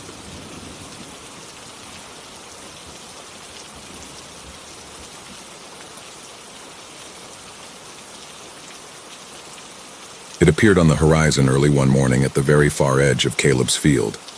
It was just a blip at first, but as it gently wafted closer to my property, it became large enough to blot out the sun. My son Henry was captivated. He'd never seen a hot air balloon in person before. He watched it drift closer and closer, then ran out on the porch in his dinosaur onesie and watched it creeping even closer. As I drank my coffee, I could hear the sputters of the fire keeping the colorful thing afloat. It would stop and start periodically, bursting to life in a geyser of flames. My son waved excitedly, but his excitement waned as the hot air balloon drew nearer. "Mommy, there's no one in the basket," he said. I heard the burner puttering. "What do you mean, honey?" I asked through the open window. I stretched down and peered up at the object in the sky. Henry was right. There was no one manning the hot air balloon. Weird, I thought, must have gotten loose. There hadn't been much wind that morning, but if whoever the balloon belonged to hadn't tied it down properly, it could have drifted off on its own. Out of curiosity, I grabbed my keys, buckled my son in the back seat of the truck, and took off after it. The balloon ran out of fuel and landed on the outskirts of my field, where I finally caught up to it. Caleb was already there, sitting on his four-wheeler and scrutinizing it with a perplexed expression on his face. "Morning, Grace," he said, never looking away from the object as the envelope slowly lost its circular shape and fanned to the ground like curtains in the breeze. "Howdy, Caleb. Any idea what this straggler's doing here?" I asked. I opened the back door to let Henry out. My excitable son jumped out of the truck and bolted towards the hot air balloon. Thankfully, Caleb grabbed him by the shoulders and held him back. "No, son, it's not safe, might catch fire. Best to keep your distance," he told Henry. His gaze then fell on me. Not sure. "I reckon it's a runaway tourist attraction from a few towns over," I theorized. He rubbed his bushy chin. Yeah, that's probably it." Henry squirmed in Caleb's firm grip. "Mom, I want to go look." The last of the fabric fell and draped over a patch of soil. "Should be safe now," said Caleb, jerking his head towards my son. I nodded back and he let Henry go. My boy squealed and ran towards the basket.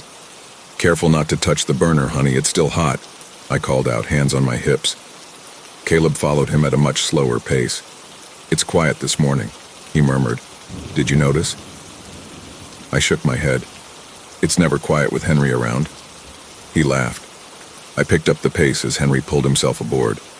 Though I knew it was impossible, a small part of me was afraid the balloon would inflate and my son would fly off into the sky, never to be seen or heard from again.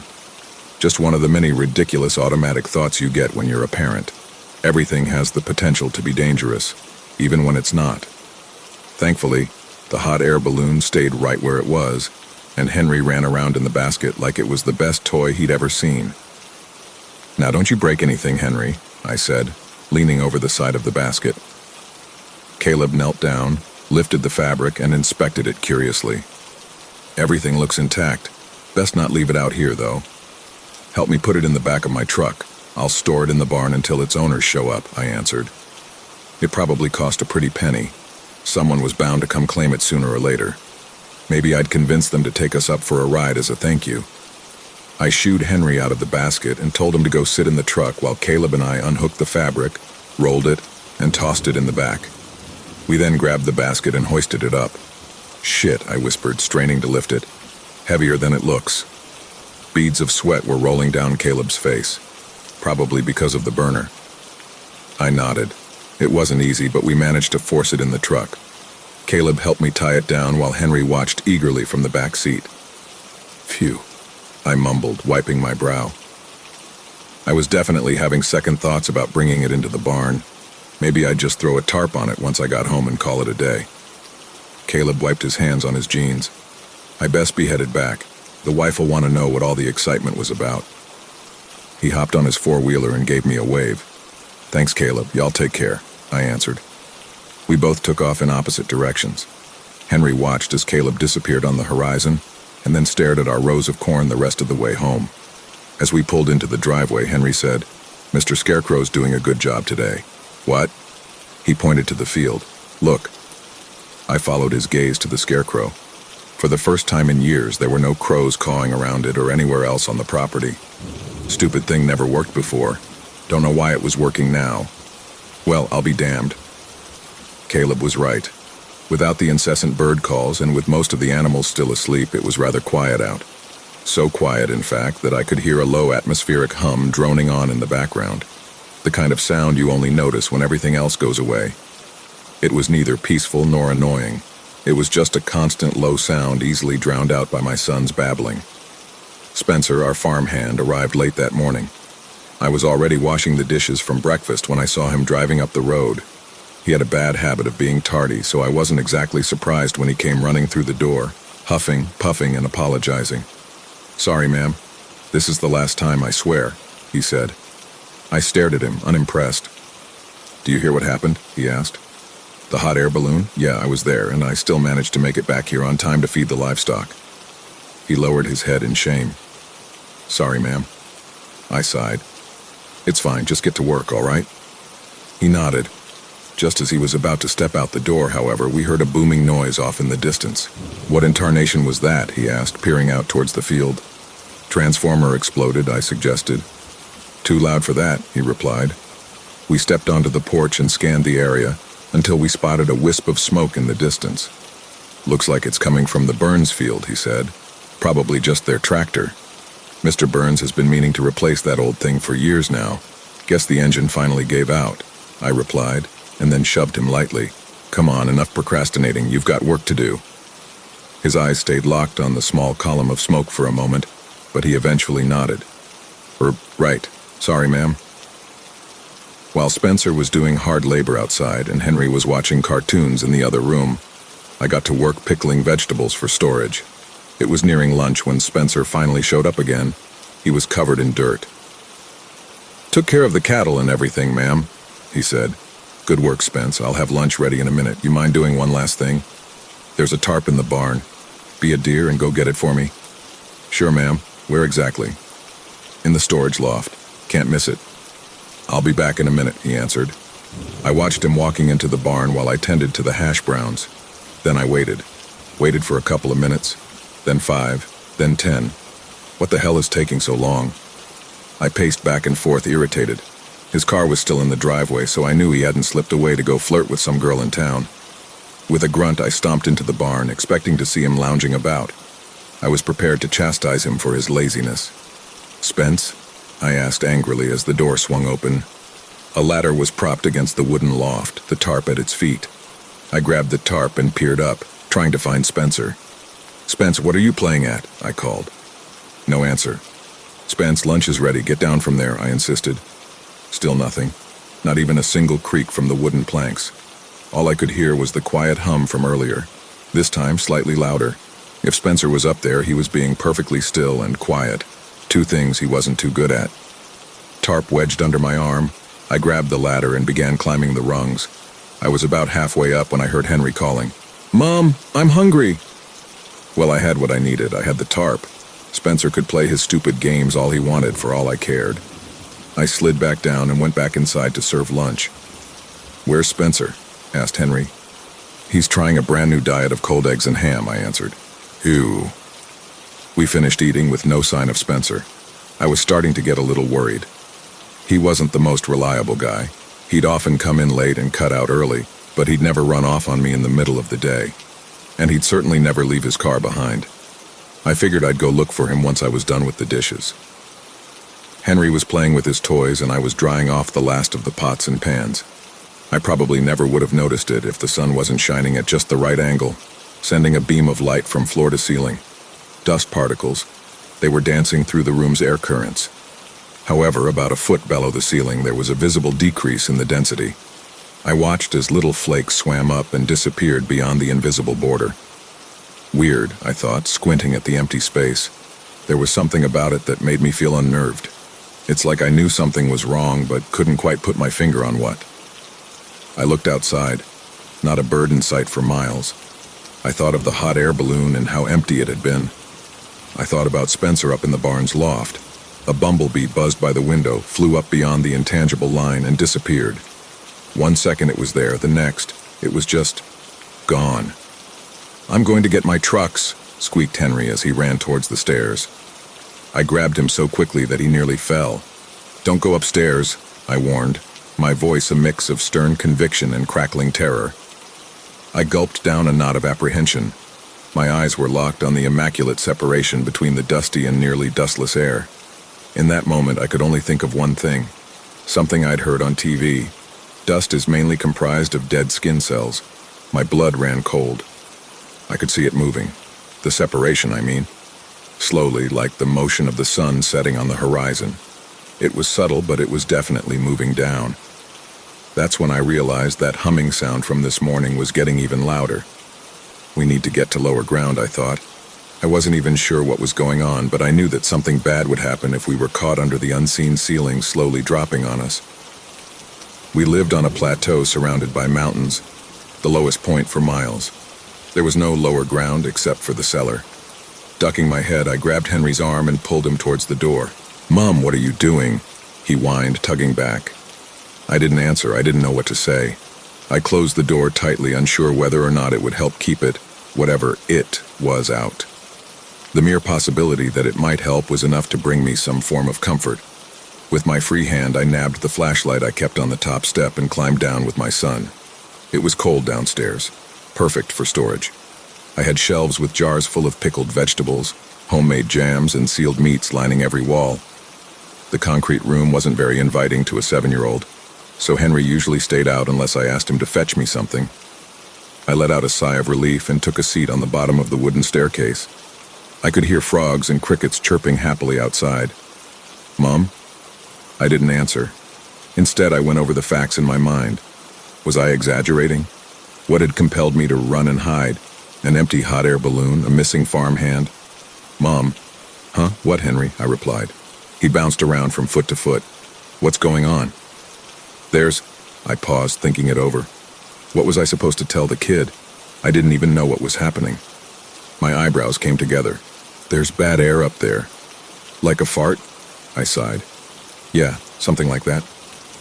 I hung my head and hid my face behind my hands. I was being stupid. At least that's what I thought, until the croaks came to a sudden stop, as though all the bullfrogs in the creek out back were suddenly holding their breaths. I found myself holding mine, waiting for the sound to come back, but all I heard were the crickets. 10 minutes later, the crickets went silent. The void from the hush that fell over the room couldn't even be filled by the pitter-patter of Henry's feet as he ran in circles, bored out of his mind. My fear only increased as I spotted the jars of meat sitting on the top shelf of the rack in the corner. They were empty. I pointed the flashlight up and looked at the dust particles in its ray. They were disappearing about 2 feet from the ceiling, just like they had upstairs. And just like upstairs, the invisible divide was getting lower, that low hum following suit. All I could do was watch as, over the course of an hour, the separation came closer and closer to my son and I until it became clear that I couldn't sit on the stairs anymore. I pulled Henry into my lap and sat on the cold concrete floor, shaking as I watched the invisible ceiling falling on us. From time to time, I had to jiggle the flashlight to get it working again. I rocked my son gently, praying whatever was falling on us would stop and pull back, praying Henry wouldn't go rogue on me and run out of my grasp. As it came closer, I lay down and told my son to do the same. We had to stay as low to the ground as possible. "Don't move, honey," I told him. "Mom, what are you doing?" "We're playing dead, honey. If you do good, I'll bake you your favorite cake," I promised. "But you gotta be perfectly still, all right?" "Okay," he said. I wasn't sure what to expect. Would it hurt when it happened?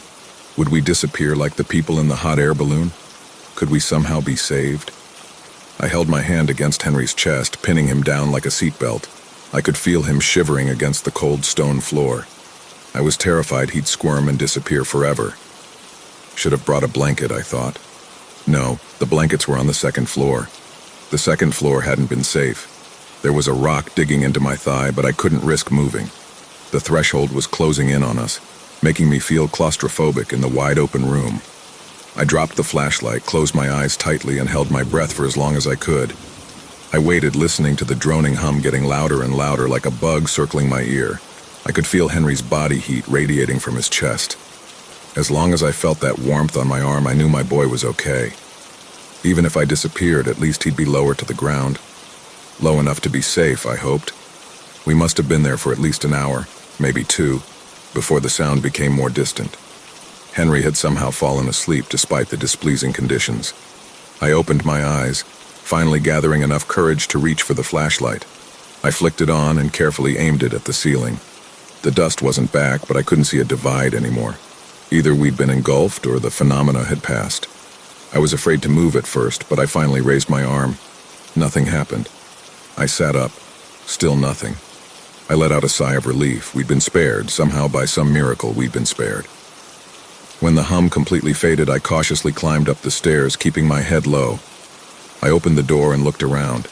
The sound was gone, the invisible divide gone with it. It was over. After waking Henry and warming him up, I headed out to the barn. It was empty. No birds, no livestock, not even a single fly buzzing around the cow manure. Every single animal on my farm had gone missing. We got in the truck and headed towards town. As we passed the Burns farm, I saw their crop duster crashed to pieces in the field. Must have been the explosion Spencer and I heard earlier. I stopped to check, but the plane was empty. I knocked on the Burns door, but received no answer. I drove to Caleb's farm and tried them. No answer. I drove to town. There was no one, not a single living being, not even a goddamn squirrel. I don't know exactly what happened, but I'm afraid it's about to happen again. I can hear that hum in the distance. As much as I want to get out of here, I can't take the risk. I mean, the only path out of here is through the mountains, and I don't fancy going anywhere too high right now. I'm going to try my luck and hide in the cellar again. If you don't hear from me, it means we weren't lucky enough to be spared twice.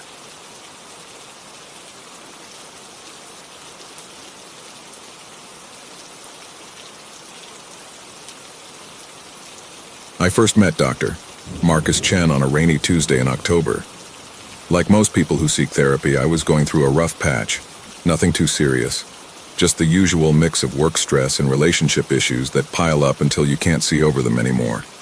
His office sat on the 3rd floor of a brick medical building in downtown Seattle, with large windows that looked out over the constant drizzle and gray skies. Looking back, I should have noticed something was off about him from the start. The way his smile never quite reached his eyes. The slight delay before he responded to his own name. But when you're desperate for help, you tend to ignore the warning signs. The first few sessions went well enough. Dr. Chen had this way of making everything seem fixable, manageable. He'd lean forward in his leather chair, nod at just the right moments, and offer what seemed like perfectly reasonable advice. Quit my job, cut ties with my family, move to a new city, start fresh. It wasn't until I'd followed through on most of his suggestions that I realized how isolated I'd become. My savings were dwindling, my friends had stopped calling, and my family's numbers were all blocked. On his recommendation, of course. That's when his advice started getting stranger. He suggested I change my name, delete my social media presence, even alter my appearance. Sometimes we need to become someone else to find ourselves, he'd say, that not quite right smile playing across his face. I stopped seeing him after 6 months, moved to Portland, found a new therapist, Dr. Sarah Williams. The first session went fine until I noticed something about the way she held her pen, pinched between her thumb and forefinger, just like Dr. Chen. By the 3rd session, her face had started to change.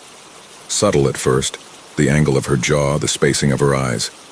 By the end of the hour, I was sitting across from Dr. Chen again, same empty smile, same carefully measured words. I ran. Changed cities again.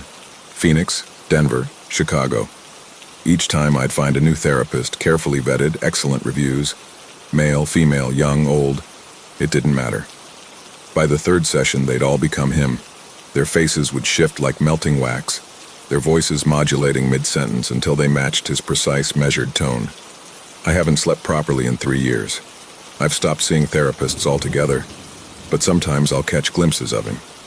In the rearview mirror of my car, he's the passenger in the back seat, gone when I turn around. In store windows, his reflection walks beside mine. In crowds, his face appears on strangers who turn to watch me pass. Last week, I finally broke down and called my mother, the first time in 2 years. When she answered, her voice was different, measured, precise. "It's time to come back to therapy," she said, melting to Dr. Chen's voice. "You can't run forever."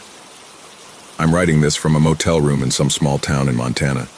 The clerk at the front desk looked normal when I checked in an hour ago, but I can hear footsteps outside my door now.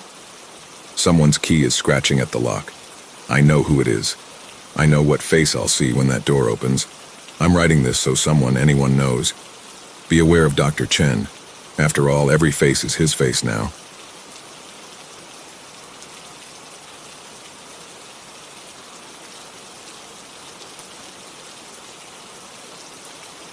This is for you, whoever you are, tasked with sorting through the wreckage of Project Golgotha and determining what went wrong.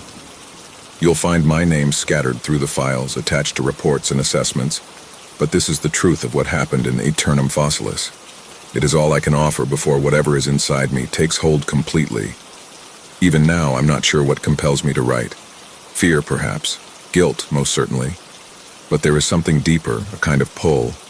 Like the city itself is still alive inside me, its influence working through my hands. If that sounds absurd, you'll come to understand. By the time you finish reading this, you'll believe me. Or you'll wish you didn't.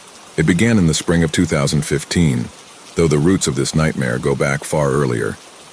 The city, our discovery, wasn't new.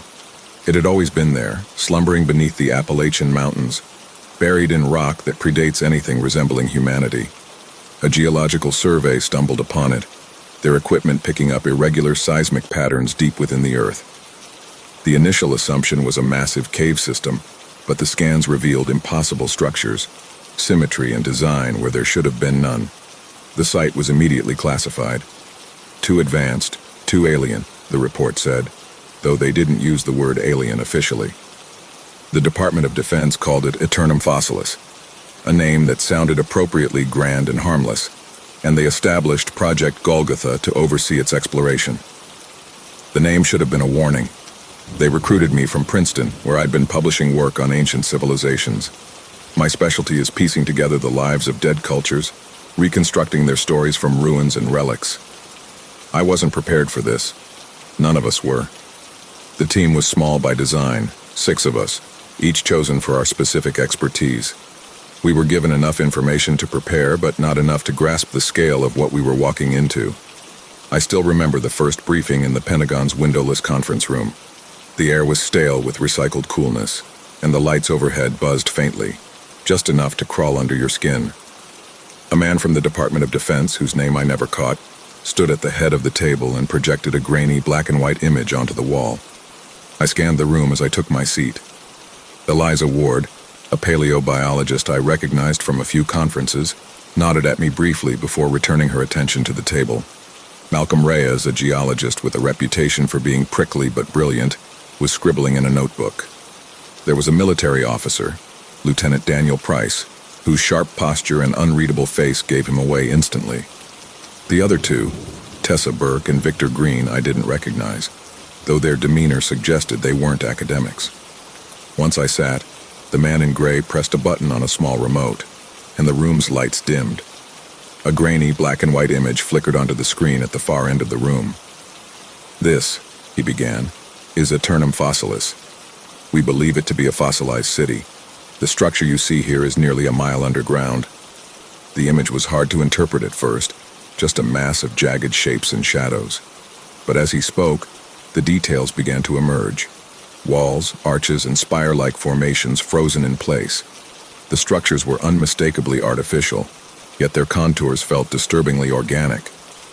This site was discovered 6 months ago during a routine geological survey in the Appalachian Mountains, he continued. Initial analysis indicated the presence of an extensive underground cave system. However, further investigation revealed something far more significant. He clicked the remote again, and a series of diagrams replaced the photograph. This is a fossilized city. The structures you're seeing are petrified, composed of minerals that replaced their original organic material over time. "Wait," Eliza interrupted, leaning forward. "You're saying these structures were alive?" "We believe so, yes," the man said, his tone flat, clinical. "Though the exact nature of their function remains unclear.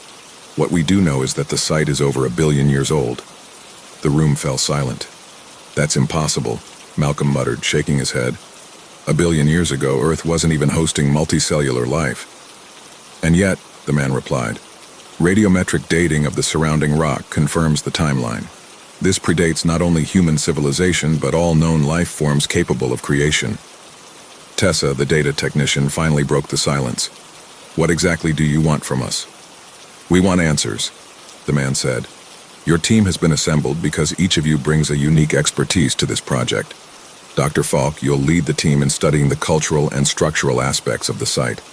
Dr. Ward, you'll analyze the biological components. Dr. Reyes, your focus will be on the geological and material properties. Lieutenant Price will oversee security and ensure operational efficiency.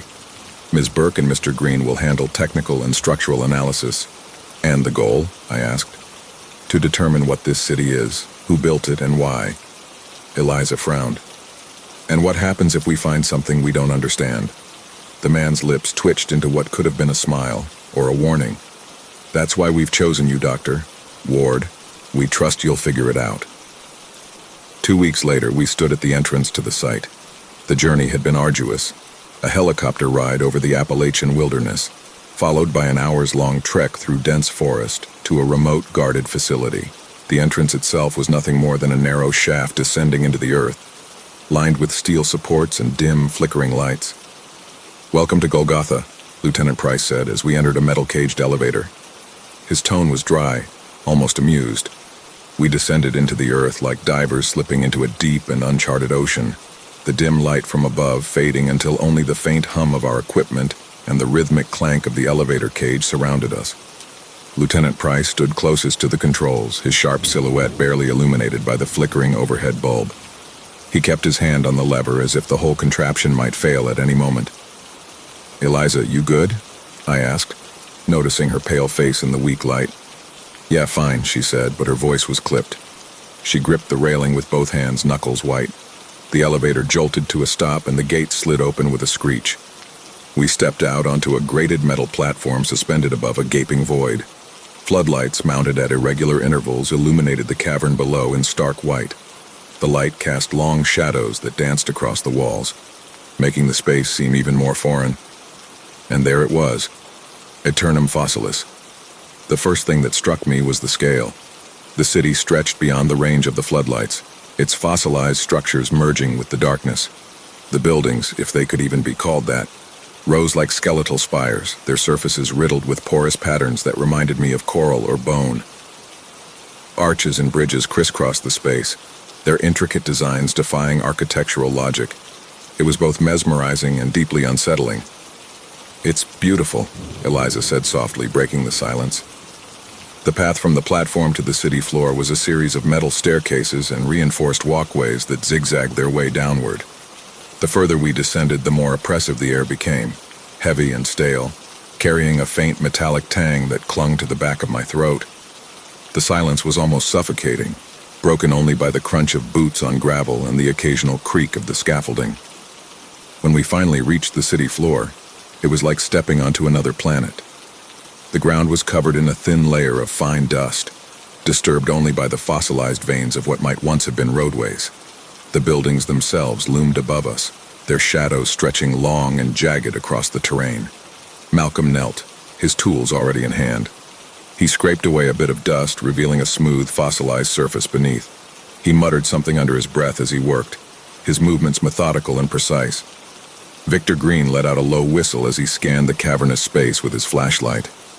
Jesus. The beam swept across the entrance to the city, revealing angular walls that rose into darkness.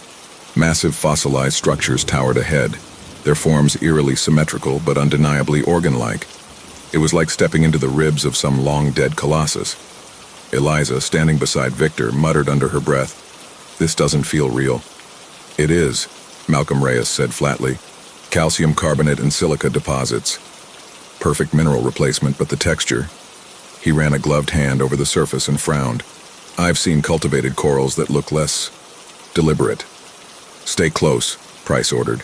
His voice cut through the quiet, authoritative but calm. "Until we've cleared the immediate area, no wandering off." No one argued.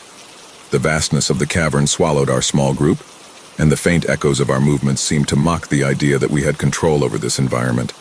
I could feel the weight of the mountain pressing down on us, the knowledge that we were a mile beneath the surface settling heavily in my chest. "Let's move," I said, taking the lead. "We'll head for the main structures first, document everything." The approach to the city was slow, deliberate. Our lights played over colossal skeletal formations that seemed to grow from the ground. Each structure was riddled with a latticework of pores and branching patterns. The sheer scale was staggering. Arches and spires reached heights that no human architecture could match. Eliza stopped abruptly, shining her flashlight on a nearby wall. "Look at this," she said, kneeling down. I joined her, crouching beside what looked like a segment of fossilized bone. It was massive, the porous texture riddled with spirals and ridges. "Petrified cartilage?" I suggested. "Maybe," she said. "But the patterns, they're too precise. It's like the whole thing was designed, engineered."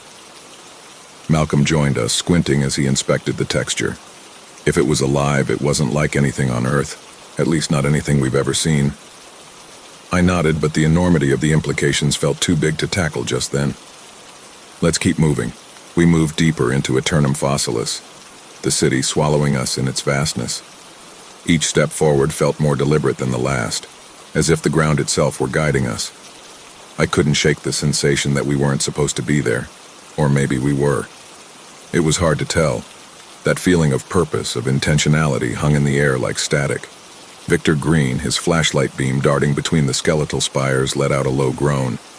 Whoever, or whatever built this, didn't half-ass it. "It's not human," Eliza said flatly. She was crouched beside what looked like a fragmented pillar, her gloved hand tracing the porous surface. "Look at the patterns here. They're cellular, almost vascular. This wasn't constructed, it was cultivated." Malcolm Reyes scoffed, the sound sharp and dismissive.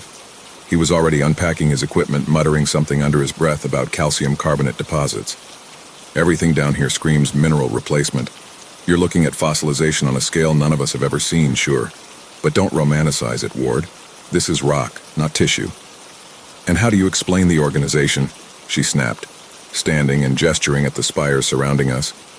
"Coral doesn't grow in straight lines, it doesn't form arches." "Enough," I said, cutting through their argument. "Catalog first, speculate later. The last thing we need is to start chasing theories before we have data." Tessa Burke was already several paces ahead, her eyes darting between the glowing screen of her tablet and the towering edifices. She looked back at us, her voice measured but tight. "I'm picking up faint magnetic fields. They're weak, but they're there." "That's normal," Malcolm said dismissively. "Fossilized material can retain residual magnetism." Tessa hesitated, her lips pressing into a thin line. "This doesn't feel residual, it's patterned, like it's pulsing." I glanced at Lieutenant Price, who stood off to the side, his hand resting on the butt of his sidearm. He hadn't said much since we'd arrived, but his presence was steadying, even if he looked as uneasy as the rest of us. "What do you think?" I asked. Price shrugged. "I think we follow the orders, document, analyze, keep our guard up." We continued onward, the city's immensity fully engulfing us. Tessa's tablet began to chime softly as she continued to record environmental data. "These readings are strange," she said, frowning at the screen. "Temperature fluctuations, minor magnetic disturbances. It's like the city is reacting to us." "It's dead," Malcolm said without looking up, his tone firm. "Anything you're picking up is residual, like a phantom echo.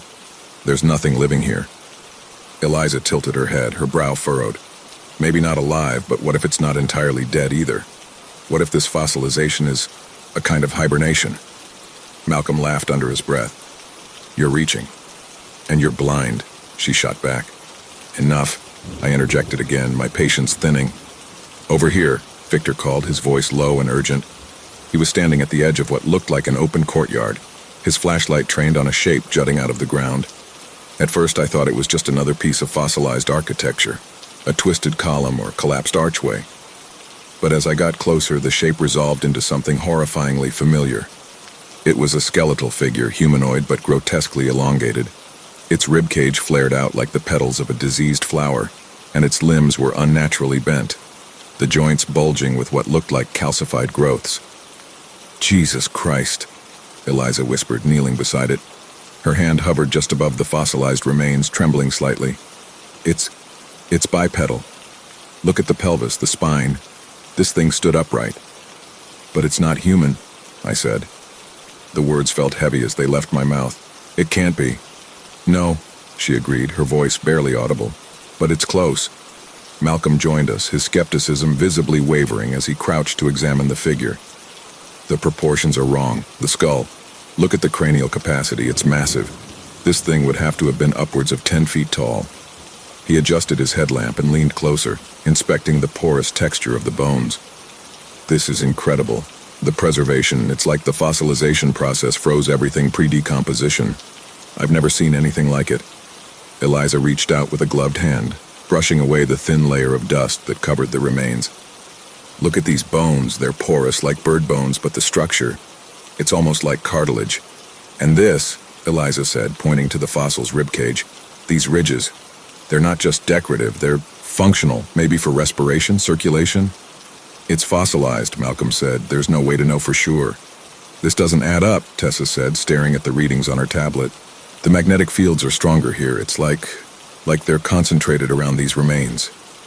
"Maybe they were using the fields for something," Victor suggested. "Power?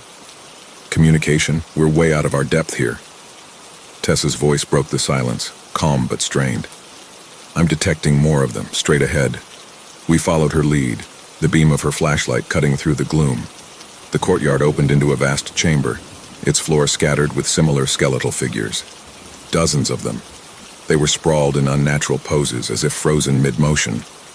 Some looked as though they were trying to shield themselves, their elongated arms twisted in front of their faces. Others were collapsed on their sides, their contorted spines suggesting some sort of agony. "What the hell happened here?" Price murmured. "I don't know," I said, "but this wasn't natural." Eliza was already moving among the remains, cataloging them with a feverish intensity. "This wasn't just fossilization. These beings, whatever they were, they died suddenly. Look at the fractures, the way the structures collapsed in on themselves. It's almost like they were petrified." "Petrified," Malcolm echoed, his voice sharp. "You're suggesting what? That they turned to stone instantly?" "Look around," she said, gesturing at the chamber. "Do you see any signs of decomposition, erosion? These remains are pristine. Something happened here, something catastrophic." Tessa was pacing the perimeter of the chamber, her tablet held close to her chest. "The magnetic fields are stronger here," she said, "definitely localized around the remains." Price stepped closer to one of the figures, his flashlight casting long-edged shadows on the walls. If this was some kind of attack, who or what was responsible? "Maybe it wasn't an attack," I said, the words leaving my mouth before I'd fully thought them through. "Maybe this was deliberate." Eliza looked up from where she was crouched, her expression unreadable. "You're saying they did this to themselves?"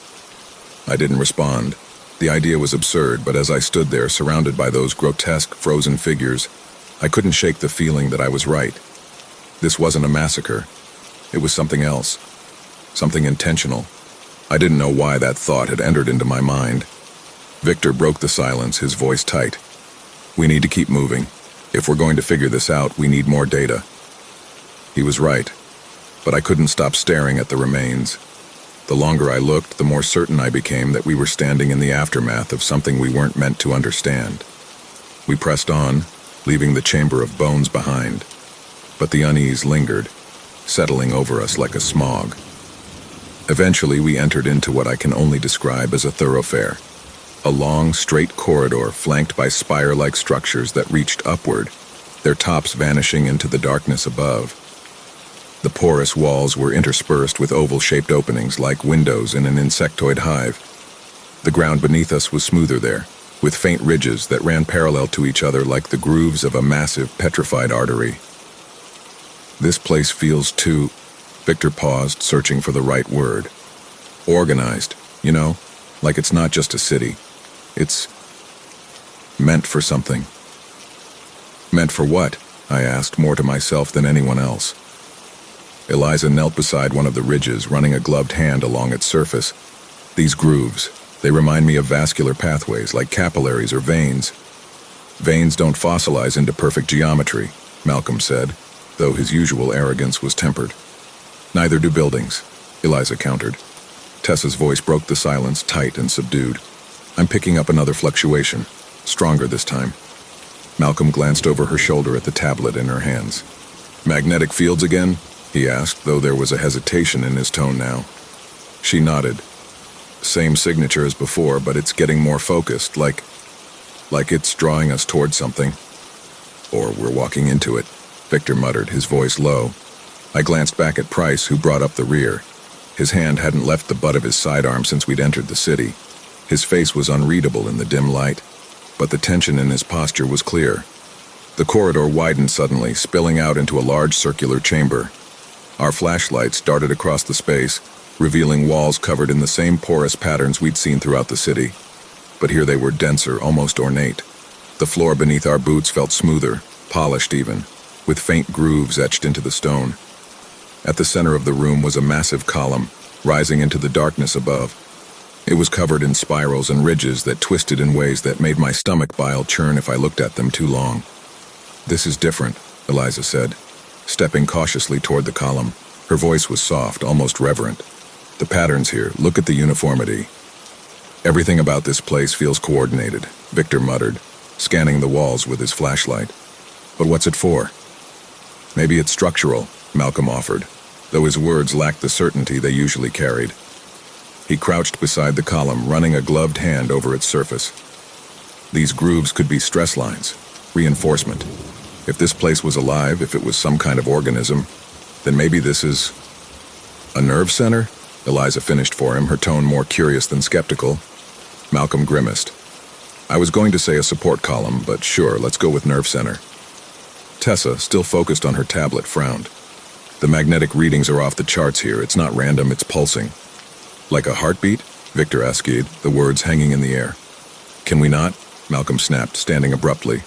He wiped his gloves on his pants. "It's fossilized, okay? Dead, long dead. Any fluctuations you're picking up are..." "What?" Eliza interrupted, crossing her arms. "Residual? We've been hearing that from you since we got here, Malcolm. At what point are you going to admit this doesn't fit any model we've ever seen?" He opened his mouth to respond, but stopped, glancing at the column again. For the first time since we'd arrived, he looked unsure. Price cleared his throat, stepping forward. "We don't have to figure out everything right now. Take your readings, document the site, and let's keep moving. The longer we're here, the more exposed we are." "To what?" Eliza asked, turning to face him. He didn't answer, but his silence said enough. We split into pairs to examine the chamber. Tessa stayed by the column, her tablet's faint glow reflecting off her face as she recorded data. Eliza moved to the walls, carefully photographing the patterns, while Victor helped her map the chamber's dimensions. Malcolm stuck closer to the center, his earlier bravado replaced with a kind of guarded curiosity. Price and I circled the perimeter, scanning for anything that might give us context. "You're quiet," I said, keeping my voice low. Price shrugged. "Not much to say." "You've been in worse places than this, haven't you?" He glanced at me, his expression unreadable. "I've been in dangerous places. This doesn't feel dangerous. It feels wrong." I didn't press him. He wasn't lying. The air in the chamber felt heavier than it should, like the city was pressing down on us. Watching. Waiting. "Eliza," Tessa called out suddenly, her voice sharper than usual. "Come look at this." We all converged on the column, where Tessa was pointing at a small, irregular gap in its surface. It was no wider than a fist and about a foot long, the edges jagged as if something had fractured the fossil. "What am I looking at?" Eliza asked, leaning in close. "Tell me that doesn't look fresh," Tessa said. It did. The exposed material inside the gap wasn't the dull gray of fossilized stone, but a darker, almost organic black. It glistened faintly under our flashlights. "That's not possible," Malcolm said, but his voice barely registered. Eliza reached out, her fingers hovering over the spot. "It's wet." "Don't touch it," Price barked, his tone sharp enough to make her pull back. He stepped forward, peering into the gap. "If that's some kind of biological material, we don't know what we're dealing with." "It shouldn't be here," Malcolm said, more to himself than anyone else. "This entire structure is fossilized.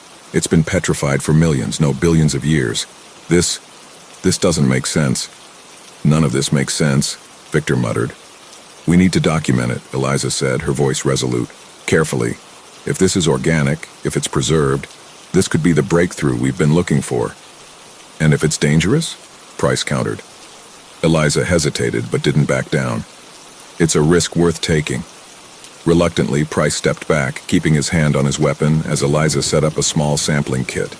She worked methodically, scraping a tiny amount of the black substance into a sterile container. It clung to the edge of her tool like tar, stretching slightly before breaking free. Tessa's tablet chimed again, and she glanced down, frowning. The magnetic fields are spiking. This is... She stopped, her eyes narrowing. Wait, it's not just the fields, the temperature's rising. Malcolm checked his own instruments, his brow furrowing. That's impossible. We're over a mile underground. It's faint, Tessa said, but it's consistent. Whatever this is, it's active.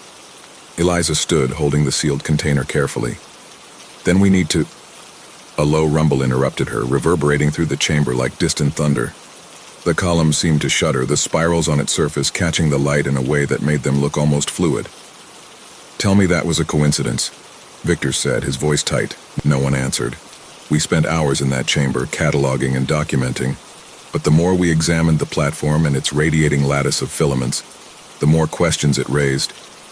This structure, Victor said, still focused on the intricate weaving of filaments. It's almost fractal. Every piece I examine leads to smaller, more detailed layers. It's like it was designed to self-organize. Self-organize into what? Price asked, his voice edged with tension. He wasn't a scientist, but he was no fool. He could sense the unease growing in all of us. Victor shrugged. I don't know. A network? A machine? Something biological? All of the above? I don't think our categories apply here. Tessa was sitting on the edge of the platform, her tablet glowing faintly in the dim light. She was silent, scrolling through her readings, her brow furrowed. I glanced at the others. Eliza was crouched by one of the larger filaments, carefully brushing away dust and debris. Malcolm was examining a cross-section of the fossilized material, his expression unreadable. Malcolm, I said, what's your take? He looked up, clearly annoyed at being interrupted. On what?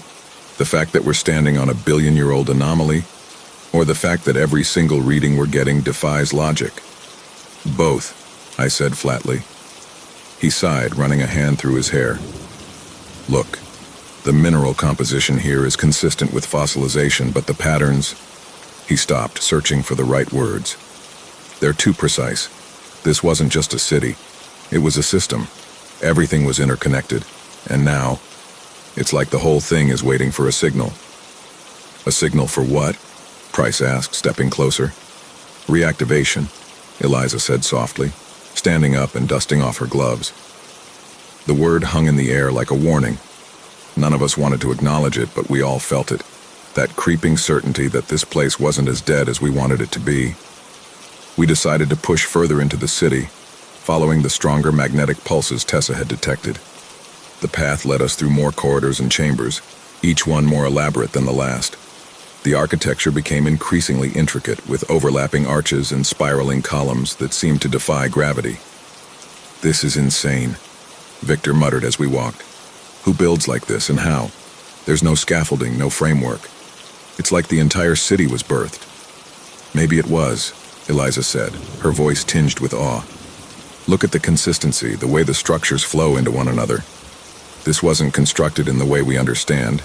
It was grown. Eventually, we reached another large chamber, this one even more imposing than the last.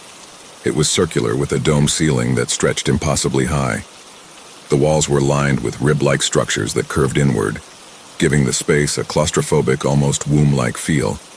At the center of the chamber was a massive fossilized structure, encased in what looked like crystalline material. It was shaped like an organ, living yet mechanical. What the hell is that? Victor asked, stepping closer. The heart of the city, Eliza whispered. We all gathered around the structure, staring at it in silence. It was massive, at least 10 feet tall, with branching filaments that spread outward like veins. The crystalline casing caught the light from our flashlights, refracting it into faint, eerie patterns on the walls. Tessa was the first to break the silence. I'm picking up stronger vibrations here, much stronger. It's resonating. Resonating with what? I asked. Us, maybe, she said uncertainly. Victor reached out, his gloved hand hovering just above the crystalline surface. This casing, it's not just a shell, it's part of the mechanism. You can see how the filaments feed into it. Don't touch it, Price warned, his voice sharp. Victor pulled his hand back, but his curiosity was palpable. Eliza crouched by one of the branching filaments, examining it closely. These structures, they're too complex to be decorative. They served a purpose. What kind of purpose? I asked. She shook her head. I don't know. Power distribution, maybe? Or communication. This whole city, it's like a neural network. Every piece is connected, and this... She gestured at the organ-like structure. This is the core. As she spoke, Tessa's tablet began to emit a soft chime. She frowned, tapping the screen. What is it? I asked. These vibrations, she said. They're changing, getting more organized. Organized how? Malcolm asked, stepping closer. Like a pattern, she said, her voice tense. It's almost like... She trailed off, her eyes widening. Like what? I pressed. Like it's trying to communicate, she said finally. The word sent a chill down my spine.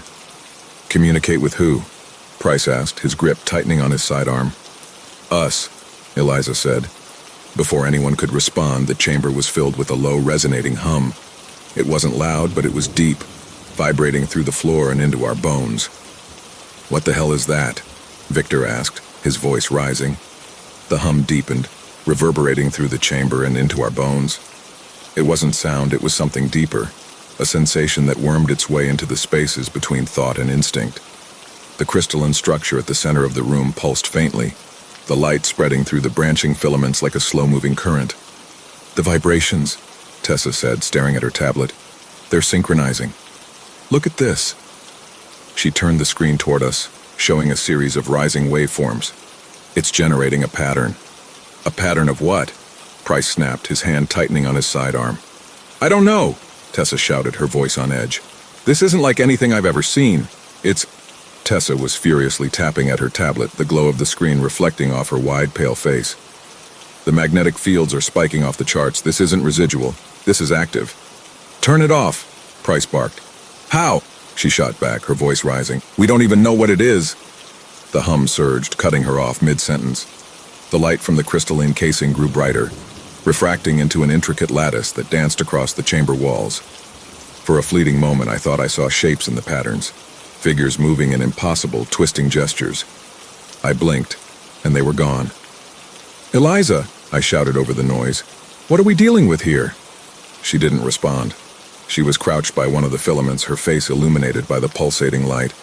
Her lips moved silently, as though she were whispering to herself. Eliza, I barked again, louder this time. She looked up, her eyes glassy. It's communicating, she said, her voice distant, reverent. It's showing us something. Showing us what? I demanded. Before she could answer, the hum shifted. It wasn't louder, but deeper, more resonant, vibrating through my chest.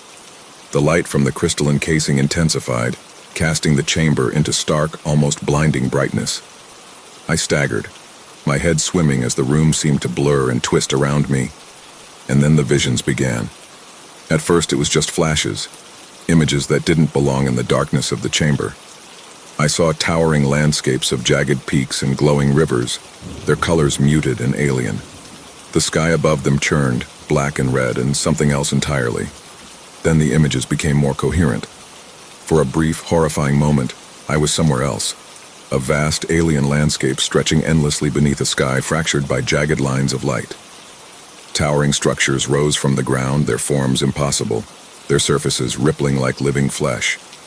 The figures were there too, moving among the structures, their bodies twisting in synchronized gestures that felt ritualistic, purposeful. Do you see it? Eliza's voice cut through the vision, sharp and urgent. I see it, I said, my voice trembling. It's not real, Malcolm muttered, though his tone lacked conviction. He was staring at the same vision, his lips moving soundlessly as if he were trying to decipher something. The figures in the vision shifted, their forms bending and twisting in ways that made my stomach churn, their limbs elongated unnaturally, their torsos folding inward and then expanding outward in a grotesque display of fluidity. They were communicating, not with words but with their bodies, their contortions conveying something I couldn't comprehend. What are they doing? Victor asked, his voice barely a whisper. Speaking, Eliza said.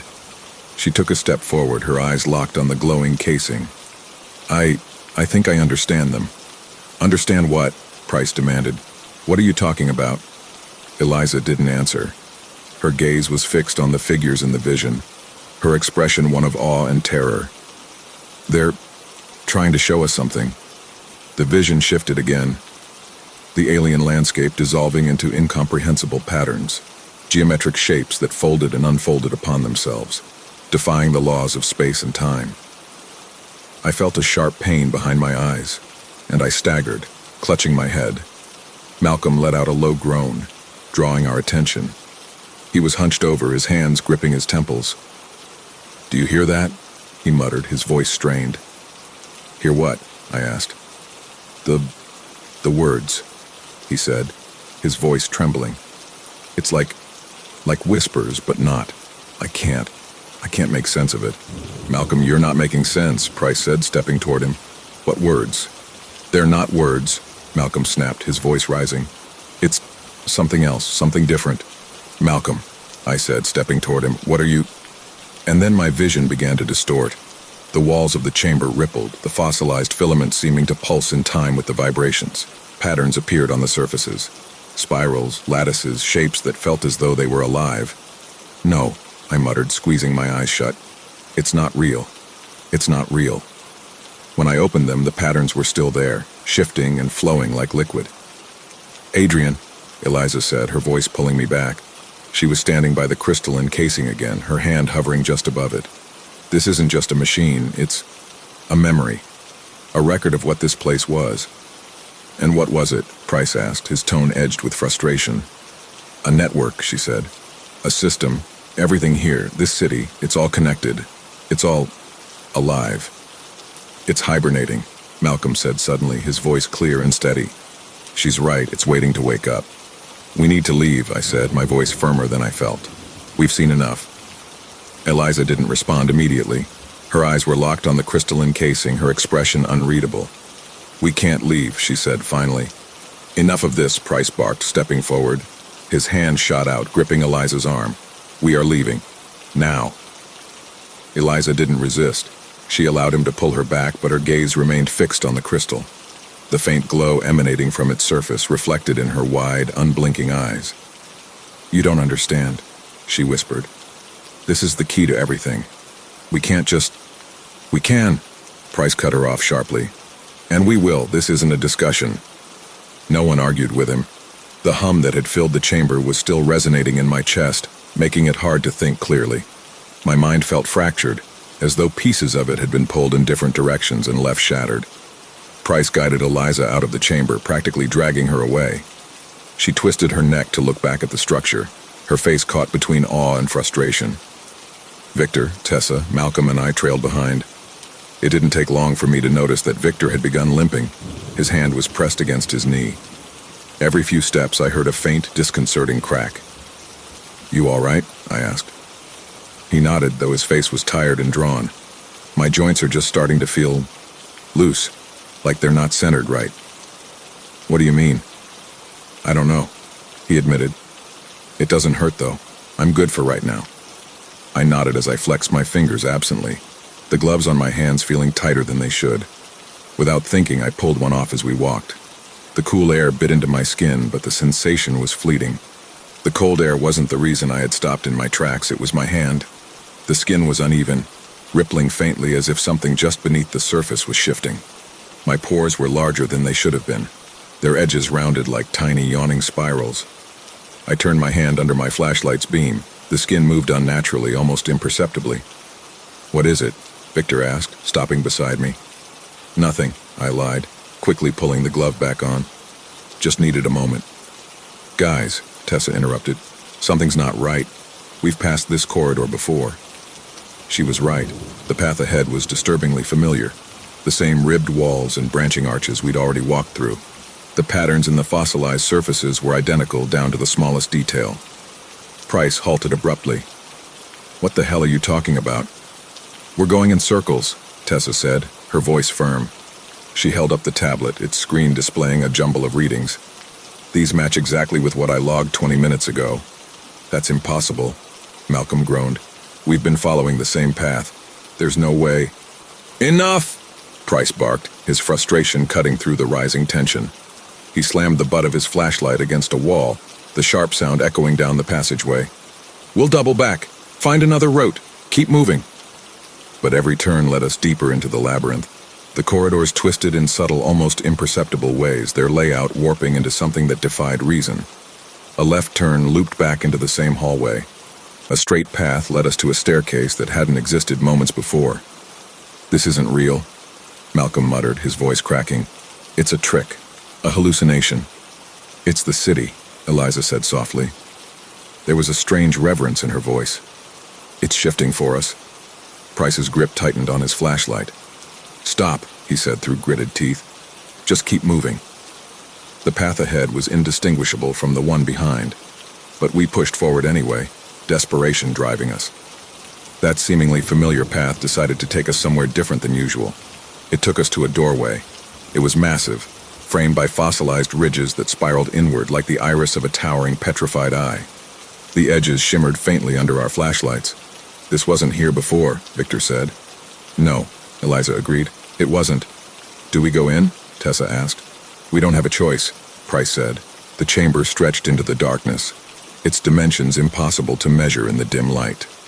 High above, the ceiling arched like the vault of an ancient cathedral, supported by immense rib-like structures that curved inward. At the center of the chamber was the fossil. Its body was massive, easily twice the size of a normal man's, and its form was frozen in a grotesque contortion. The rib cage flared outward, angular and expansive, while the head was crowned with protrusions that appeared almost decorative. Yet there was nothing ornamental about it. The fossilized remains exuded purpose, every jagged line and sharp edge a testament to a design we couldn't even begin to understand. What made it worse was that the remains were encased in more of that translucent, faintly glowing crystalline substance. We approached cautiously, our movements slow and deliberate. "What the hell?" Victor murmured, his voice trailing off. Eliza broke away from Price's side, her movements deliberate but unsteady.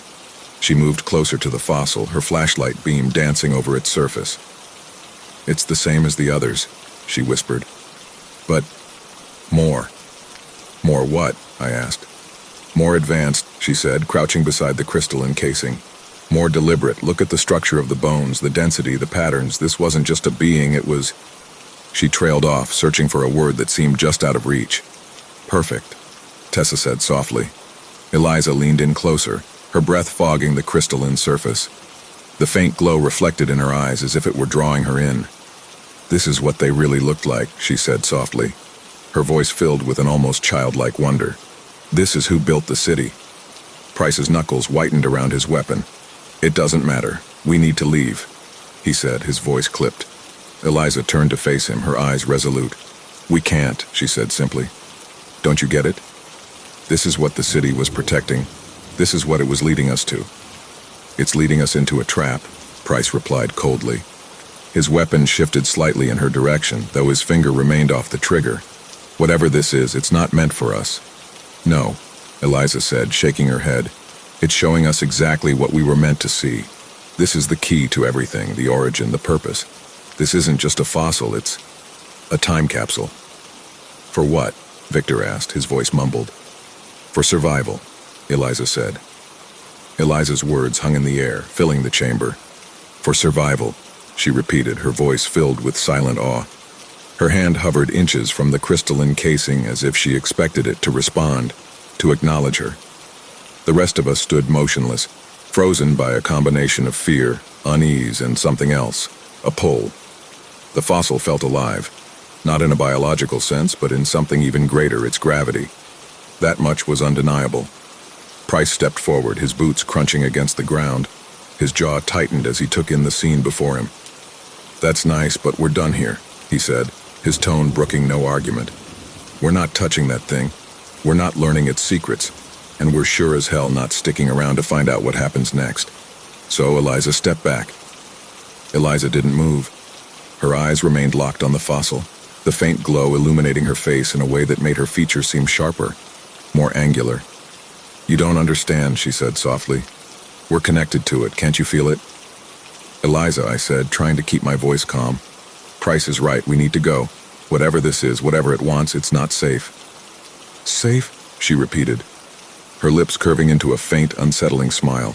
This isn't about our safety, it's about our purpose. This is what we've been looking for.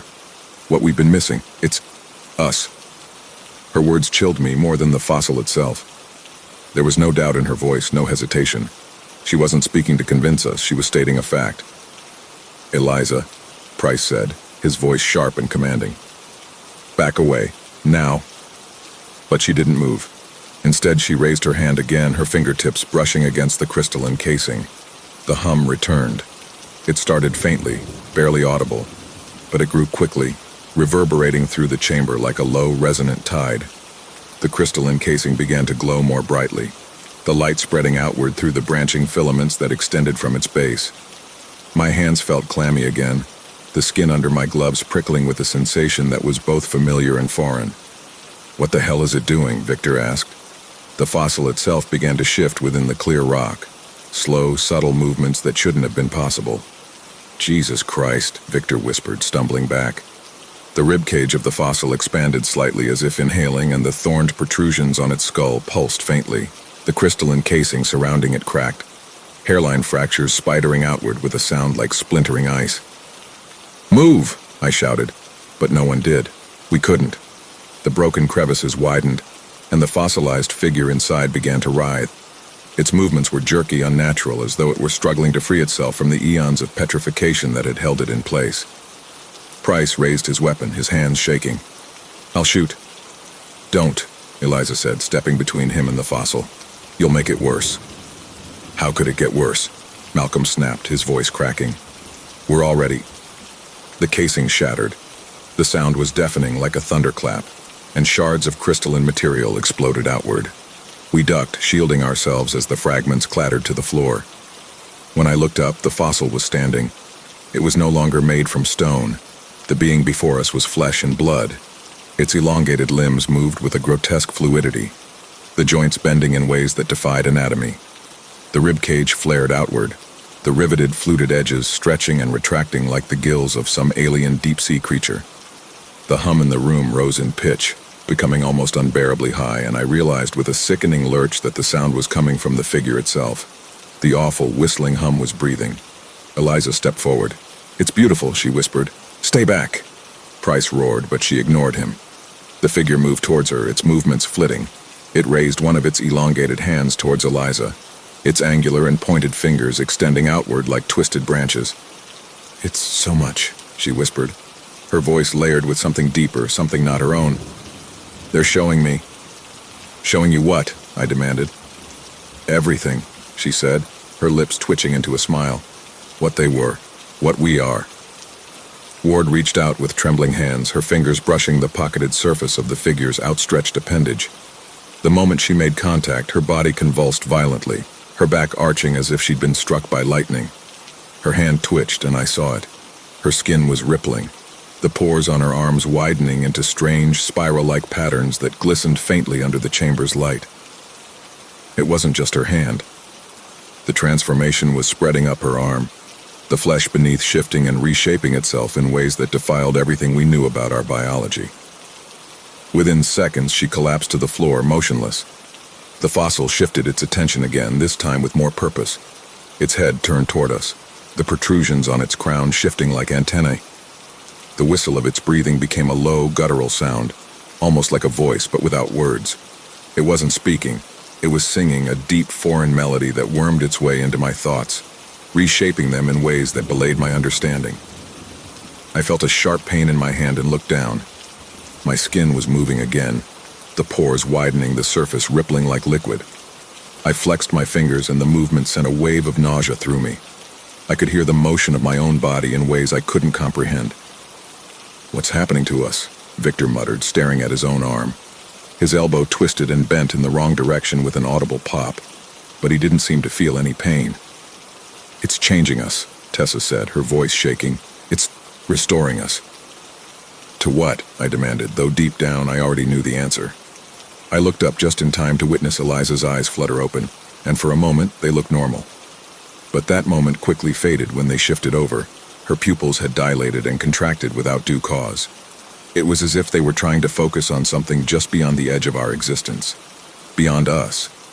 It was at that point she turned her head toward me.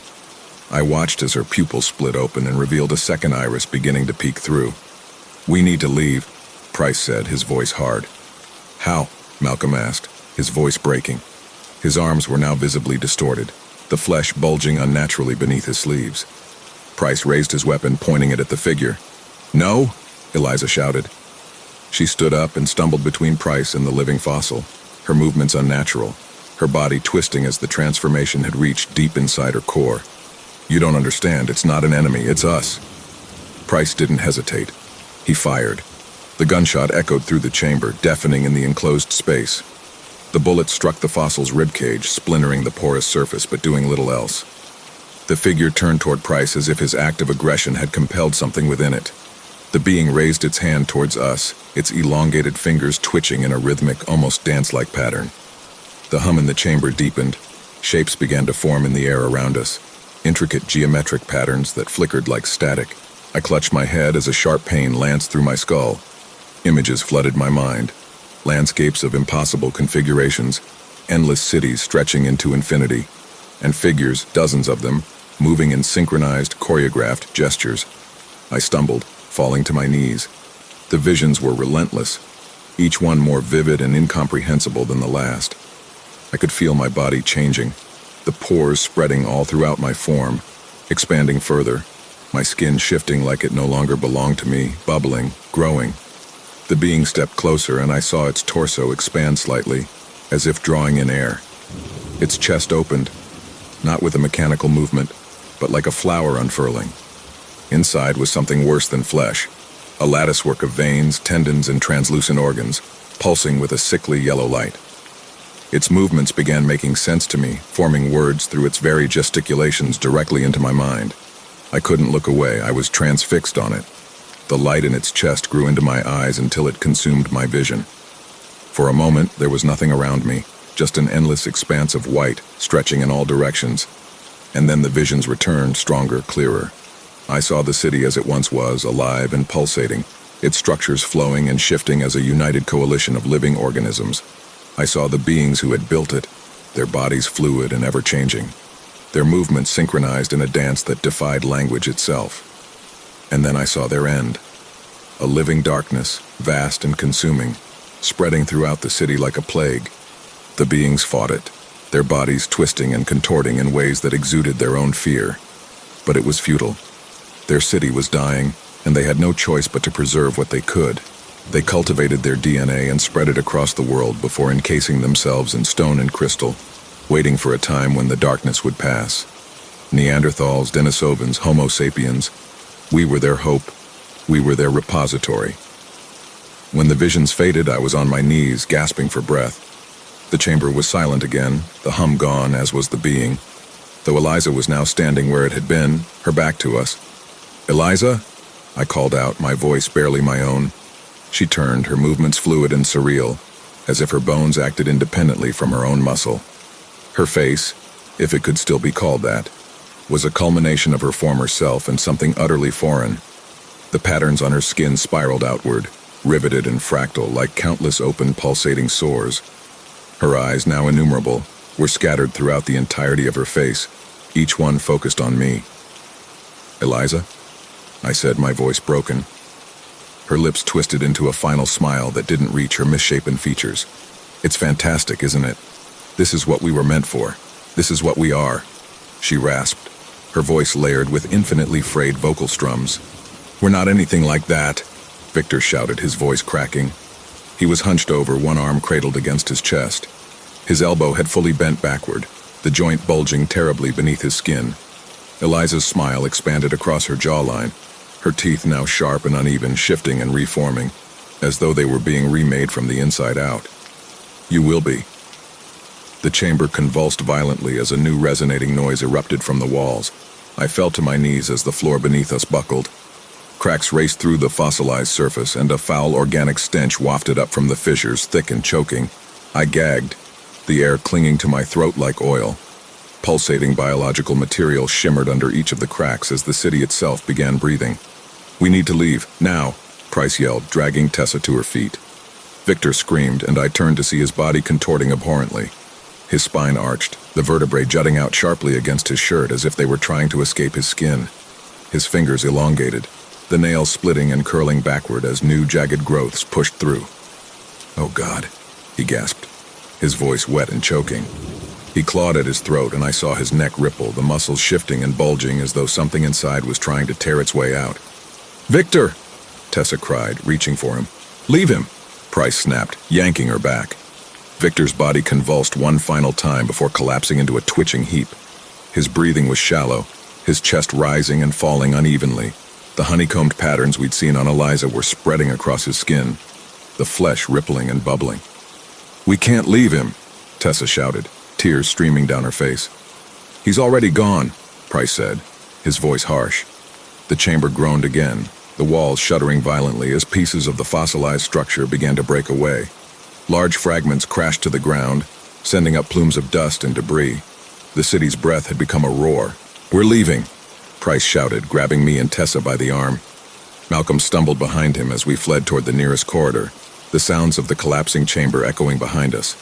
The corridor twisted and shifted as we ran, the layout of the city warping around us. The walls began to pulse, the permeable surface rippling with living tissue. Faint, alien patterns flickered in the edges of my vision, twisting, contorted designs that moved in abnormal, aberrant motions. "Adrian Price!" Tessa screamed. I turned to see Malcolm collapse to the ground, his body writhing as his arms and legs twisted at sharp angles, his jaw unhinged, the bones cracking audibly as his teeth stretched into uneven points. His eyes rolled back into his head and a guttural, choking sound escaped his throat. Price growled and wordlessly dragged Tessa forward. We bursted into another chamber, this one smaller. "There!" Price pointed to an opening at the far end of the room. We stumbled through, my legs burned with every step, my lungs straining for air that tasted like copper and reeked of iron. Behind me, Tessa was heaving. Her body had started to falter. Her legs were giving out beneath her. I turned back instinctively, grabbing her under the arms to haul her up. My hands tingled where they touched her, the skin on my palm stretching like wet paper. The pores had widened further into chaotic patterns that pulsed faintly, like endless tiny mouths gasping for air. "Don't stop," I said, my voice trembling as I pulled her forward. "We're almost there." She didn't respond. Her wide eyes were fixed on some distant point I couldn't see. I looked down and saw that her fingertips had split open, each one tipped with delicate, translucent filaments that fluttered in the stale air like the fronds of an anemone. I forced myself to look away.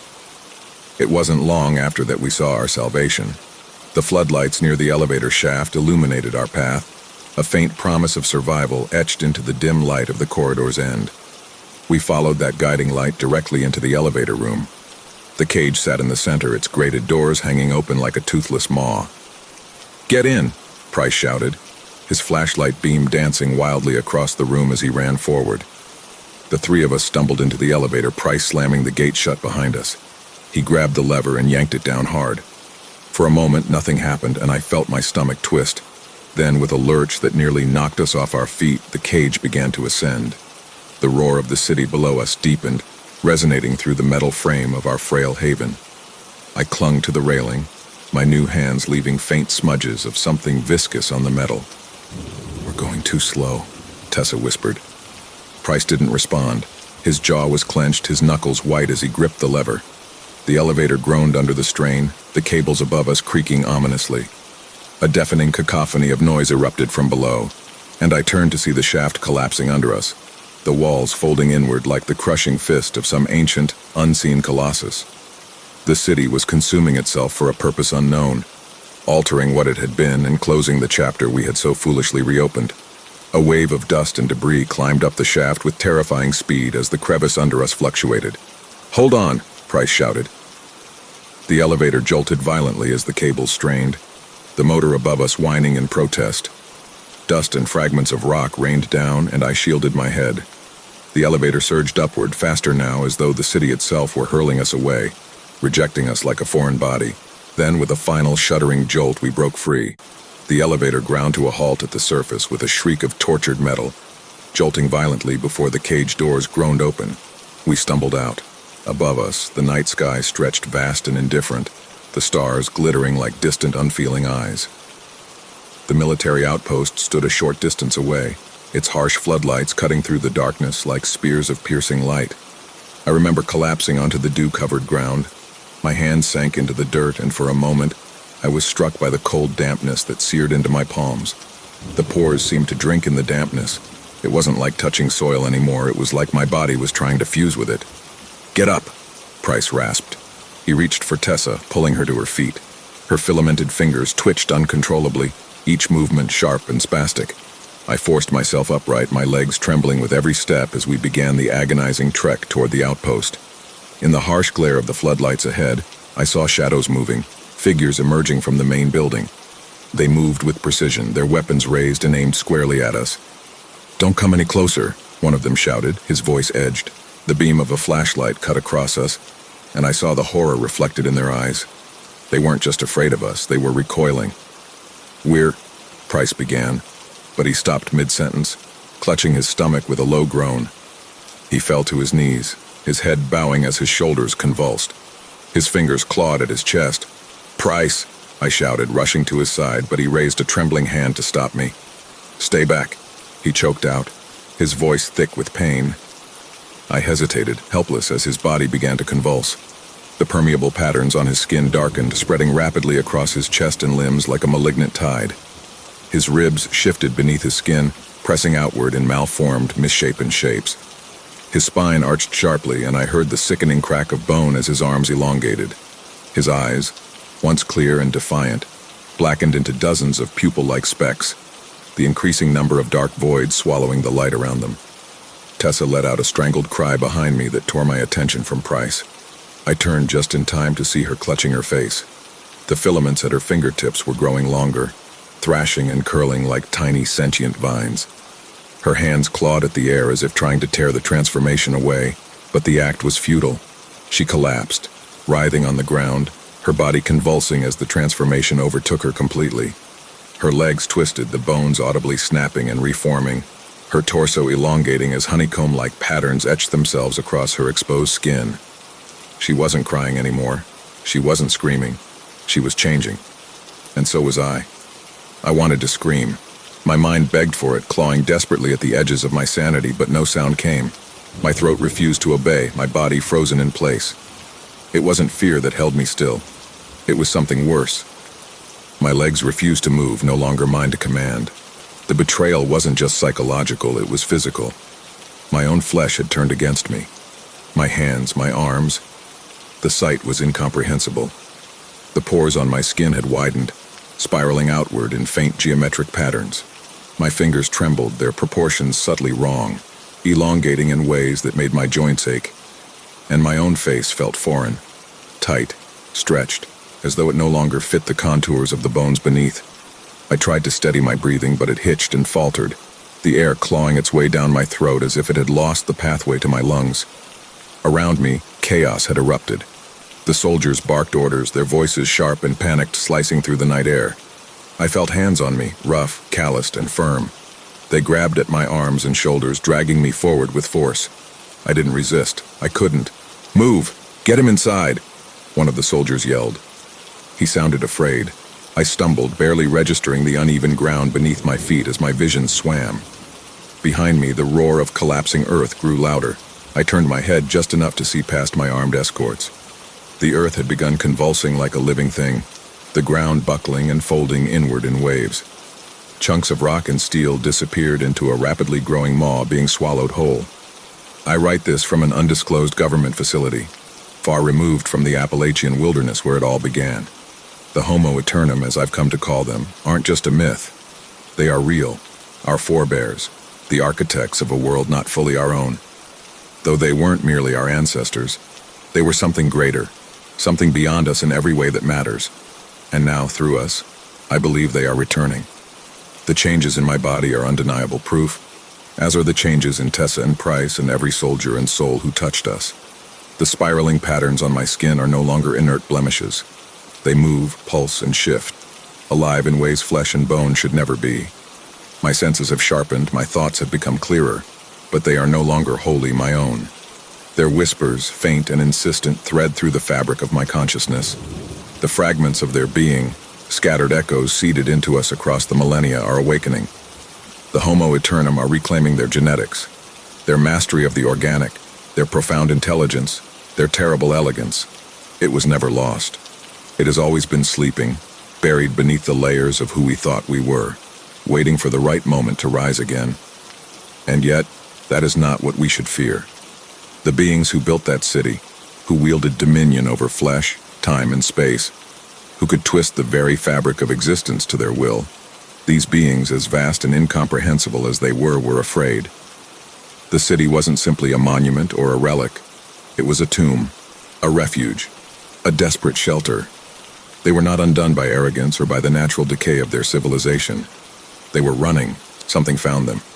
Something greater than even their unimaginable power.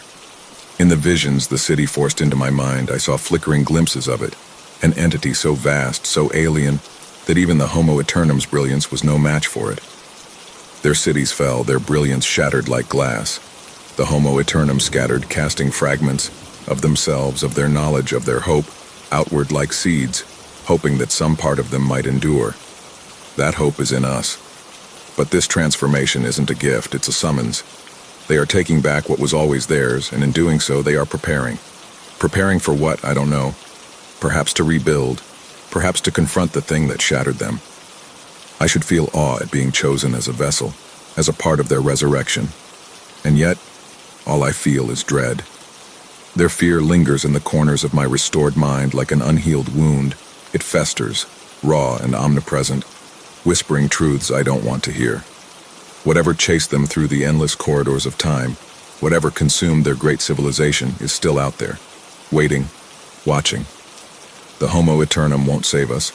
They couldn't save themselves.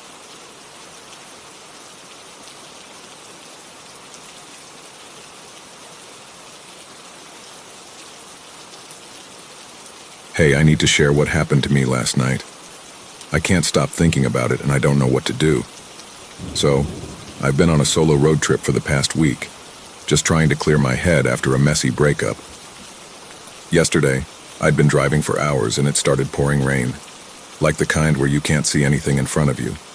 So I pulled off the highway and found this cheap motel. You know the type. Flickering neon sign, paint peeling off the walls, total dive. I went to the front desk and told this guy I wanted a room. He gave me a key, I thanked him, and left. The room was exactly what you'd expect. Musty carpet, gross old bedspread, a lamp that barely worked. But there was one thing that stood out. On the nightstand there was this notebook. It looked kind of fancy, like leather-bound and old. Way too nice for a place like that. I wouldn't have thought much of it, but when I picked it up, the first page had something written on it. This is your story now. I don't know why, but it creeped me out. I figured it was some kind of weird joke from a previous guest. I put it back on the nightstand and went to bed. Okay, this is where it gets really weird. This morning when I woke up, the notebook wasn't on the nightstand anymore. It was on the bed, right next to me, and it wasn't blank anymore. There were pages and pages of writing, and I swear it was describing everything I did yesterday. Pulling off the highway because of the rain, checking in at the front desk, meeting the guy there. His name tag said Ron. I didn't even know his name myself. And even the exact moment I opened the notebook. Then there was a new line at the bottom of the last page. It said I'd wake up this morning and read what it wrote. And that's exactly what's happening. But the best part is the last thing it said. Don't leave the motel. So yeah, I'm freaking out a little bit. I packed up my stuff and decided to leave right away.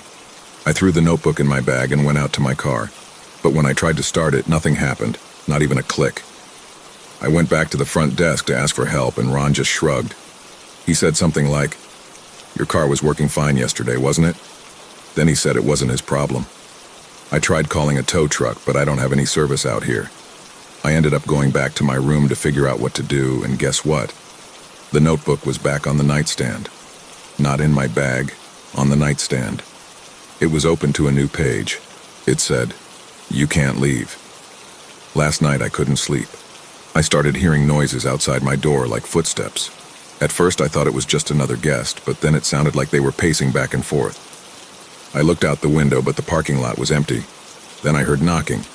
It wasn't loud, just this slow, deliberate knock. I froze. I didn't know what to do, so I asked, "Who's there?" No one answered. I went back to the notebook and there was a new sentence. It said, "Don't open the door." So I didn't. I have no idea what's going on. I don't even know if I should keep reading this thing. Part of me wants to throw it out, but another part of me feels like I need to see what it says next. I'm hoping someone else has experienced something like this. Or maybe you can tell me I'm just overthinking it.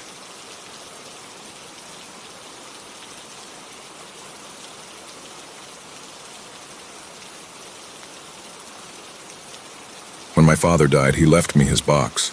A part of me wishes he hadn't, but the truth is I knew one day it would be mine. He always said it would be, like some terrible inheritance, like a burden he'd pass down, one way or another. Even in death, he was right. Dad wasn't the kind of man you write fond eulogies about. He wasn't the kind you remembered with fond nostalgia or a soft chuckle at family gatherings. He was the kind you whispered about behind closed doors and prayed with everything you had that he'd change before it was too late. He had a way of looming over everything, controlling everything, our house, our lives, my childhood. And when he wasn't looming or controlling, he was watching. Everything, always. "It's your inheritance," he'd say, fingers brushing the dark wooden box like it was alive. "Someday you'll understand why." But I never understood. Not as a kid, not as an adult. Not until the box was handed to me, cold and heavy at the funeral home. "Leave it," my husband Rob said when I brought it into the house. His voice was soft, like he was worried it would break something if he spoke too loudly. "I can't," I said. "I wish I could, but it's mine." It sat on the dining room table for days. Ellie, our 6-year-old, asked about it constantly, her curious eyes shining like it was some kind of treasure chest. "Is it a treasure?" she asked, tilting her head. "No," I said too quickly, a little too sharply. "It's just something Grandpa wanted me to have." Ellie didn't push, but I could feel her gaze lingering on the box. It wasn't the way she stared at it, curious, innocent, but something in the way her eyes lingered, like she could hear its whispers too. I didn't tell her, but I could feel it. The way the box seemed to look back at her, as if it knew she was there. We never talked about it directly, but when the sun dipped low and the house settled into its usual suffocating silence, I could hear it again. The soft, almost imperceptible murmurs coming from the box, tugging at the edges of my mind. Like an itch under your skin you just can't scratch. I hadn't touched it in months at this point. I hadn't dared. But every night the whispers got louder, until it was all I could hear. My nerves frayed like the edges of old fabric, snapping with tension. Ellie hadn't noticed, or maybe she didn't care to, but it was all I could think about. The shadows grew longer, darker, and the box seemed to pull them in with it.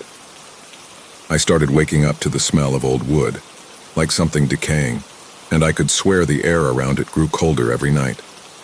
One night, the whispers grew sharp, like 1,000 needles pressing against my skull. I didn't want to open it, but I couldn't help myself. I had to know. I had to know what he left me, what he left behind. I gave in. I opened it. Inside was nothing. Not empty exactly. The dark interior seemed deeper than it should have been, like it stretched into some bottomless void. Staring into it made my stomach twist, but what made my breath catch in my throat was the smell. Faint but unmistakable. Pall Mall cigarettes, sweat, single malt whiskey, my father. I slammed the lid shut, but the box didn't stay quiet, and then a few days later I saw him. Ellie woke me in the middle of the night, crying about a man in her room. "What man?" I asked, flipping on the light, my heart racing in my chest. "The pale-faced one," she whispered, her voice barely audible as she pointed to the corner. There was no one there, but as I bent down to comfort her, I caught the most subtle movement out of the corner of my eye. A figure, thin and colorless, disappearing into the hallway. Then came the faint smell of cigarettes, whiskey, and sweat. I couldn't say it out loud, but I knew. I knew who she had seen. Rob said it was just a nightmare, but Ellie wasn't the only one seeing him. The pale-faced man appeared in the hallway at the foot of my bed, reflected in the mirror when I turned away. He wasn't just there. He lingered, his hollow eyes meeting mine, his presence prickling at something deep inside me. Something I thought I had buried long ago. I could feel it then, the shadow of something I couldn't outrun, something I thought I had put to rest, my father's sickness. One night when Rob was working late and Ellie was asleep, I opened the box again. I don't know what I expected, maybe to find a way to make it stop. I wanted to inspect it, see if there was something I had missed. But instead, there was something inside this time. A photo. It was of me, maybe 8 or 9 years old. My father's hand rested on my shoulder, but it didn't look like his hand. It was pale, thin, and bony, curling around me like it belonged to something that didn't belong in this world. I turned the photo over. Written on the back in his shaky handwriting were the words, "He is always watching. You cannot escape him." The box didn't just hold memories. It held a piece of my father's sickness, the weight of all the things I couldn't explain as a child but now felt with perfect clarity. The pale-faced man wasn't a stranger. He was the shadow of something my father had let in. Or maybe something he was. Ellie began waking up more often, crying about the man in her room. "He's angry," she said one night, her little voice trembling. "He says I have to go with him to a secret place, that it won't hurt." "No," I whispered, holding her tight, as the weight of the words crushed my chest. "He's lying." But I knew the truth. The box didn't just pass down, it infected. My father's sickness had been handed to me, and now it was trying to take my daughter. That night I carried the box to the backyard. The air was cold, and the pale-faced man was waiting, standing just beyond the tree line. His hollow eyes met mine, his mouth twitching like he was trying to smile. "You can't destroy it," he said, his voice like dry leaves scraping against the pavement. I didn't answer. Instead, I opened the box one last time. Inside, I saw every moment I'd ever buried. The times I'd convinced myself were misunderstandings or dreams. His hand on my shoulder, thigh, the silence I was told to keep. I stared at the pale-faced man, and for the first time, I didn't look away. "You're not him," I said, my voice breaking. "You're just what he made." His expression didn't change, but something shifted. The air grew colder, the world around me quiet and suffocating. "You can't destroy it," he repeated, each word more menacing than the last. "Watch me," I said, my voice hoarse. I dropped the box into the fire pit, dousing it with gasoline. The pale-faced man stepped closer, his hollow eyes wide, but I didn't care. I struck the match, and as the flames took hold of the box, I heard him speak one last time. "You can't burn it away." I looked up. He was gone. Ellie doesn't wake up crying anymore. The house feels lighter, warmer.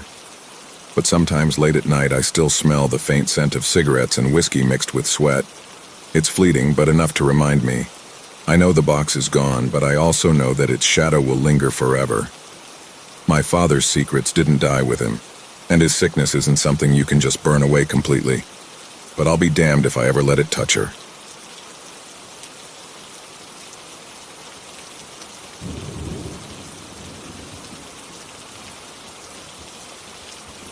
When my father died, he left me his box. A part of me wishes he hadn't, but the truth is, I knew one day it would be mine. He always said it would be. Like some terrible inheritance, like a burden he'd pass down one way or another. Even in death, he was right. Dad wasn't the kind of man you write fond eulogies about. He wasn't the kind you remembered with fond nostalgia or a soft chuckle at family gatherings. He was the kind you whispered about behind closed doors and prayed with everything you had, that he'd change before it was too late.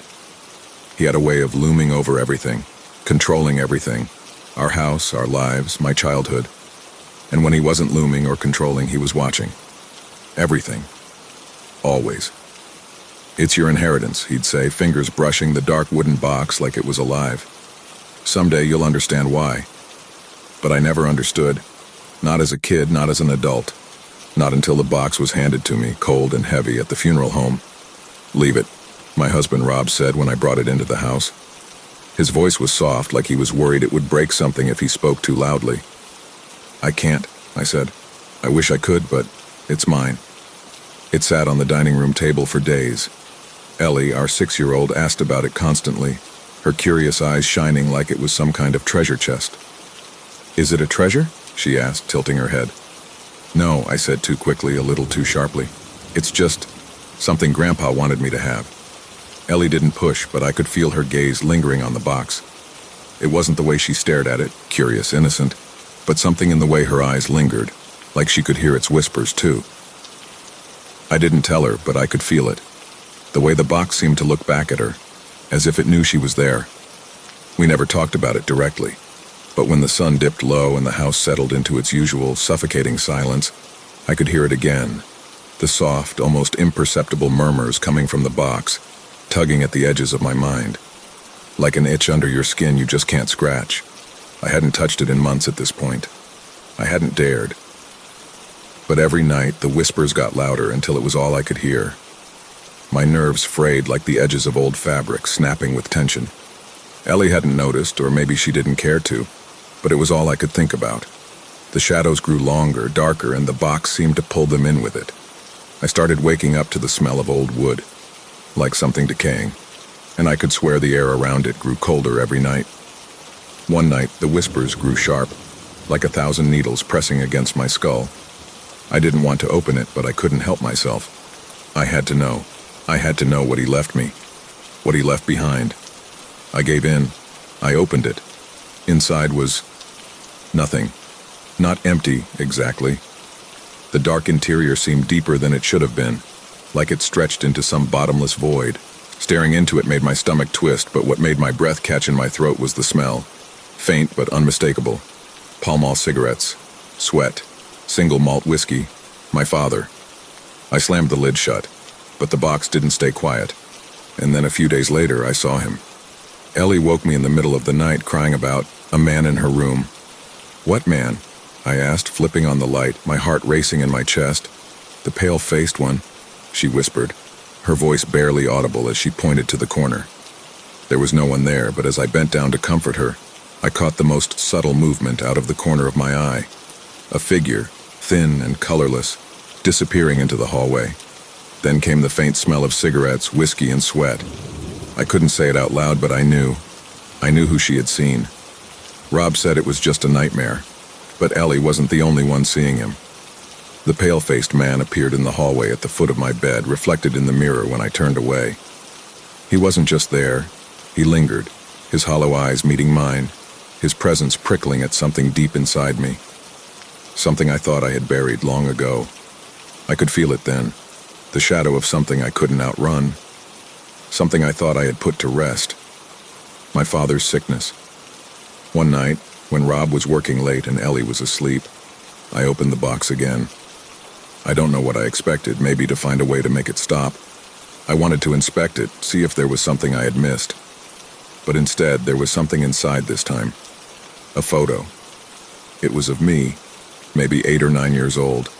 My father's hand rested on my shoulder, but it didn't look like his hand. It was pale, thin, and bony, curling around me like it belonged to something that didn't belong in this world. I turned the photo over. Written on the back in his shaky handwriting were the words, "He is always watching. You cannot escape him." The box didn't just hold memories. It held a piece of my father's sickness, the weight of all the things I couldn't explain as a child but now felt with perfect clarity. The pale-faced man wasn't a stranger. He was the shadow of something my father had let in, or maybe something he was. Ellie began waking up more often, crying about the man in her room. "He's angry," she said one night, her little voice trembling. "He says I have to go with him to a secret place, that it won't hurt."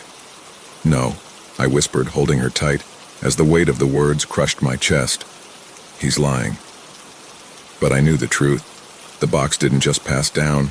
It infected. My father's sickness had been handed to me, and now it was trying to take my daughter. That night I carried the box to the backyard. The air was cold, and the pale-faced man was waiting, standing just beyond the tree line. His hollow eyes met mine, his mouth twitching like he was trying to smile.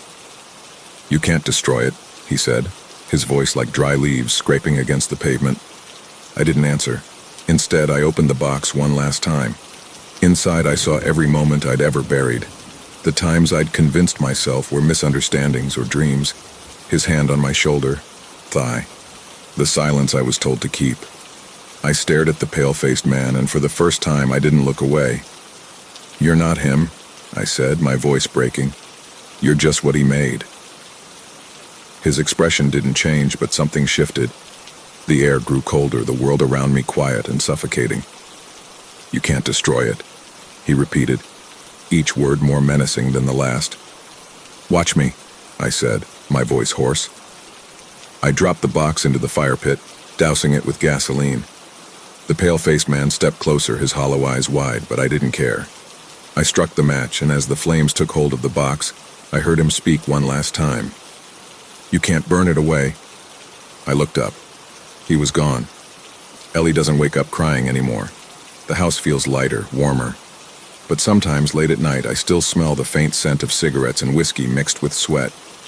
It's fleeting, but enough to remind me. I know the box is gone, but I also know that its shadow will linger forever. My father's secrets didn't die with him, and his sickness isn't something you can just burn away completely. But I'll be damned if I ever let it touch her.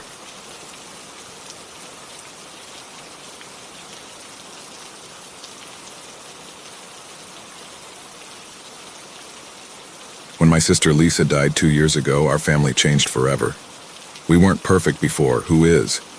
But Lisa's death fractured us. My dad barely speaks anymore. My mom busies herself with every charity event she can find, and I've been stuck, angry, looking for someone to blame. Lisa was the glue that held us together. She was warm, outgoing, always laughing, the kind of person people gravitate to. She loved hiking, photography, and the outdoors. Her death, officially ruled an accident, was almost poetic. She slipped while hiking and fell into a ravine. At least that's what the police report said. But if that's true, why does it feel like her ghost never left? Lisa's ex-boyfriend Matt was never part of our family. He and Lisa dated for about a year before she broke it off. She said he was controlling, obsessive, constantly texting, showing up unannounced, making passive-aggressive comments when she spent time with her friends. I remember her joking about it once, calling him my stage 5 clinger. But it wasn't funny. Not really. After the breakup, Matt didn't take it well. He kept texting her, leaving voicemails, even sending her flowers at work. She brushed it off, said he'd get bored eventually. I thought she was right. Until the funeral. Matt didn't come to the service, thank God. But a week later, he showed up on our doorstep.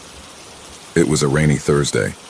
My mom opened the door, and there he was, holding a bouquet of lilies, Lisa's favorite. "I just wanted to pay my respects," he said. His voice was soft, his head tilted like he was trying to look vulnerable. My mom, who has never been good at saying no, let him in.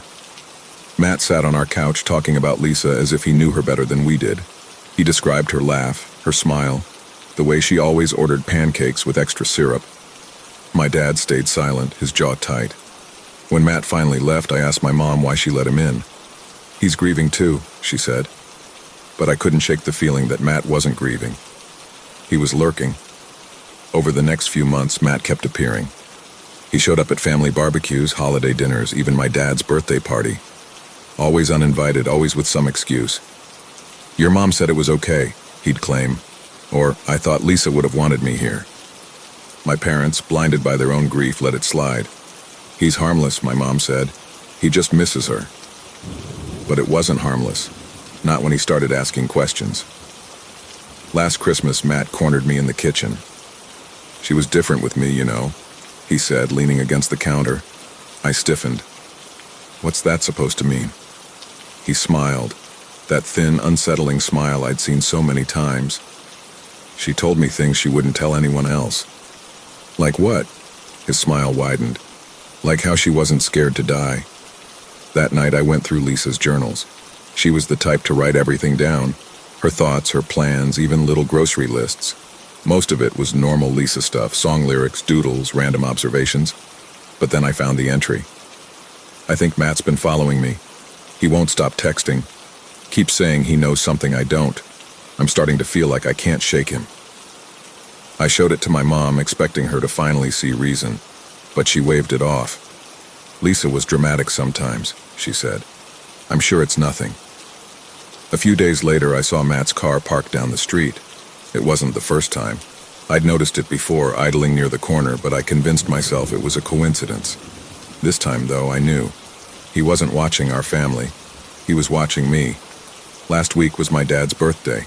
Matt showed up, holding a gift he claimed Lisa would have bought. A coffee table book about hiking trails. I couldn't take it anymore. I confronted him outside, away from my parents. "What the hell are you doing here?" I snapped. His smile didn't falter. "Paying my respects," he said. "Lisa broke up with you. She wanted nothing to do with you. Why can't you let her go?" His eyes darkened. "She told you that?" "Yes. He took a step closer, his voice dropping to a whisper. She told me a lot of things too, things she didn't tell anyone else. Then he said something I'll never forget. I was there, on the trail. I felt like the air had been sucked out of my lungs. What? He smiled again, a cold, empty thing. She didn't fall. She looked me in the eyes and asked me to let her go. My stomach churned. You're lying. He tilted his head, studying me. Am I? Ask yourself this. If she slipped, why didn't she scream? I called the police that night. I told them everything. The stalking, the journal, his confession. When they went to his apartment the next morning, it was empty. No furniture, no clothes, no sign he'd ever lived there. It's been a week now. I haven't told my parents what he said. I don't know if they'd believe me. Every night I double-check the locks. Every night I sit in my bed, clutching my phone, too scared to sleep. Last night I finally decided to look through Lisa's journals again. I don't know why. Maybe I thought I missed something. Maybe I was looking for answers. But this time there was something new. The last page, which had been blank before, now had a single sentence scrawled across it in jagged black ink. He's not watching, he's inside.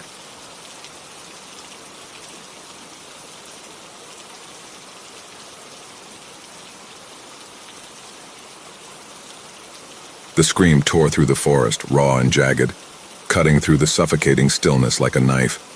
It wasn't just fear, it was something primal, desperate, the kind of sound that left a mark on your soul. "Sarah!" Josh yelled, his voice cracking as he ran toward the sound. The rest of us stood frozen, the trees pressing in around us like a living wall.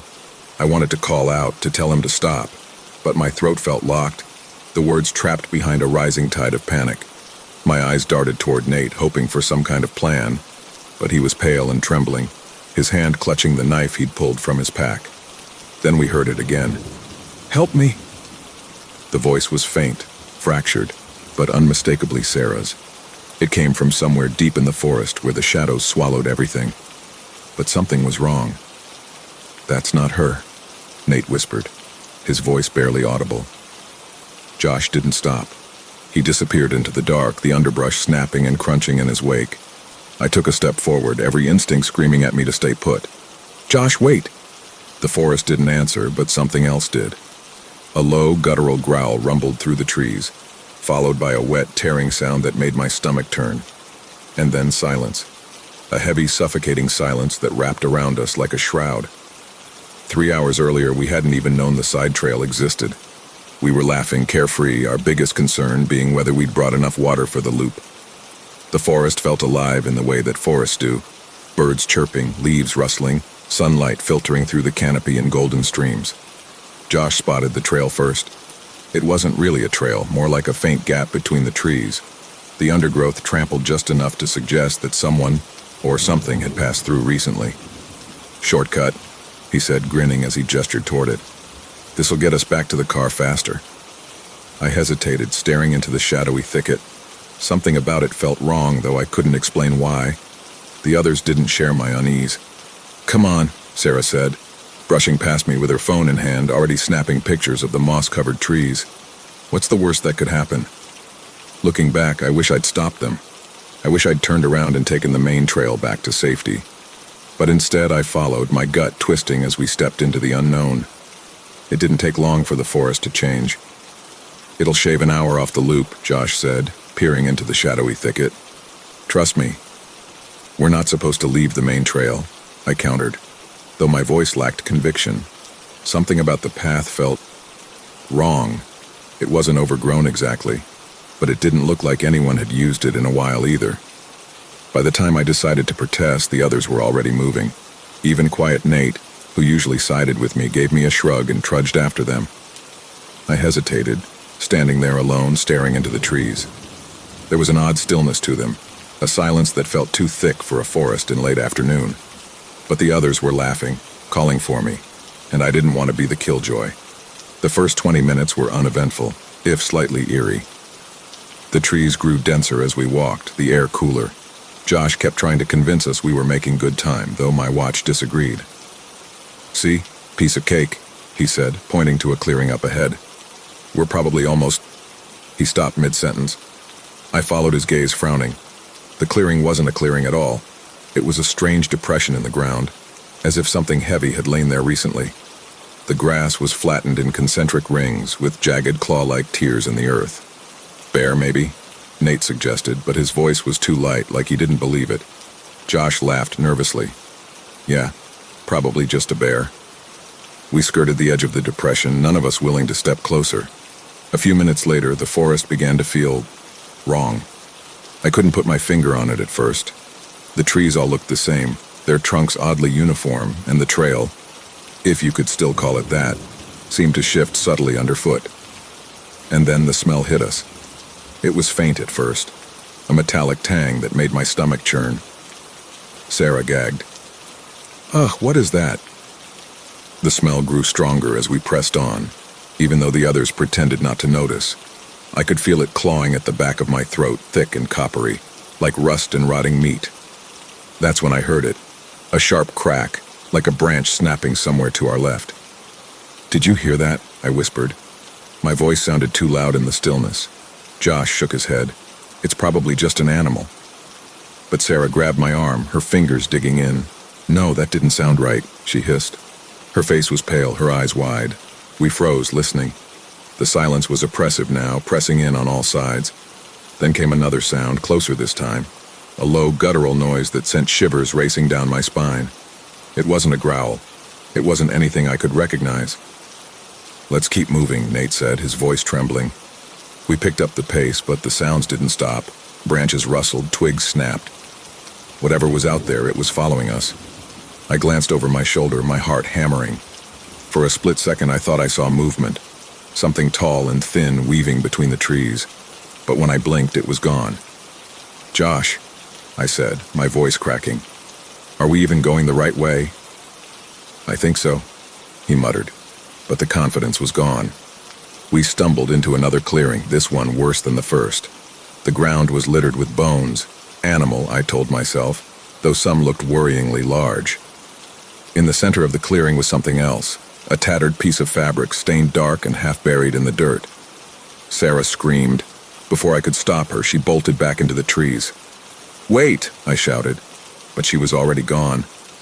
The three of us stood there paralyzed until we heard her scream again, this time farther away, muffled and abruptly cut off. And then, we heard it. A voice. It came from the trees, soft and plaintive. Help. Please. I'm hurt. It sounded like Sarah, but it wasn't.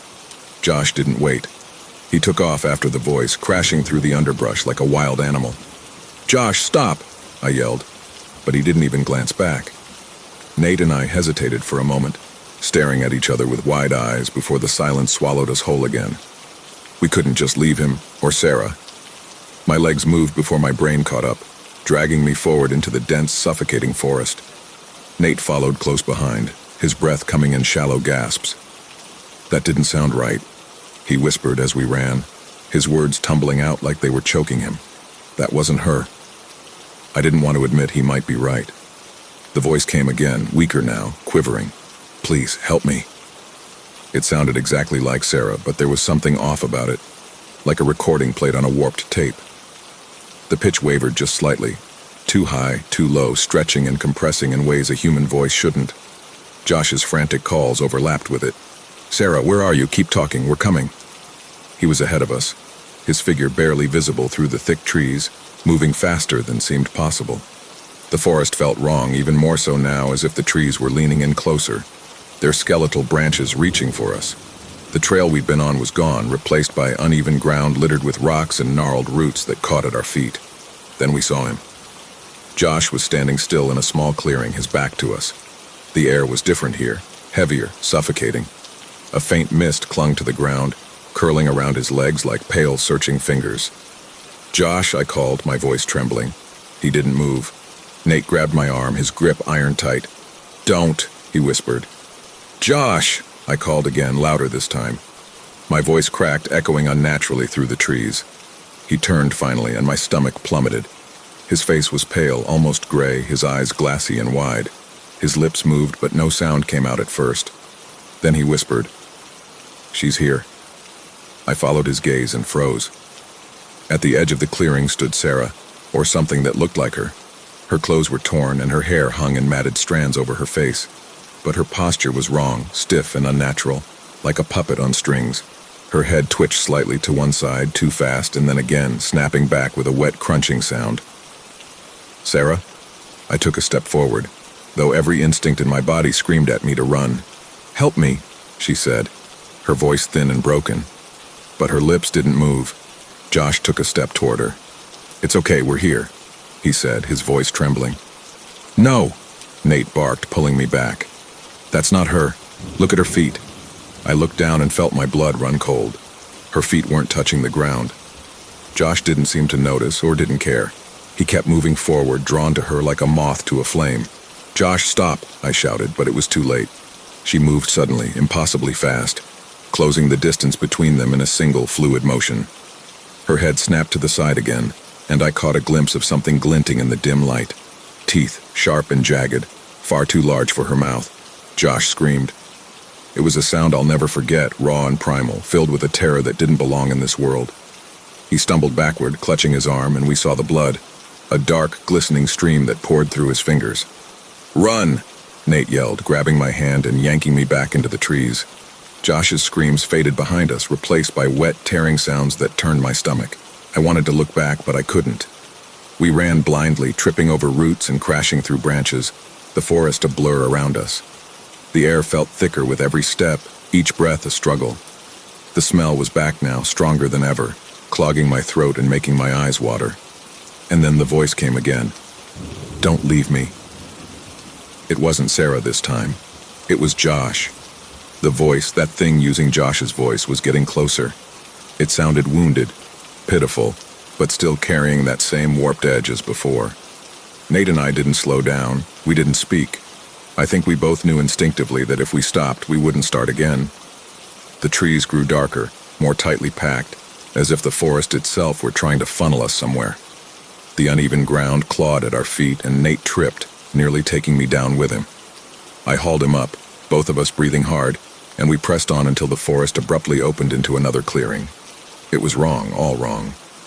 The space was circular, too perfect to be natural, and the trees surrounding it leaned inward, their branches tangling overhead to form a grotesque canopy. The ground was bare dirt, scorched black in some places, and in the center stood a twisted wooden structure, a crude effigy of some kind.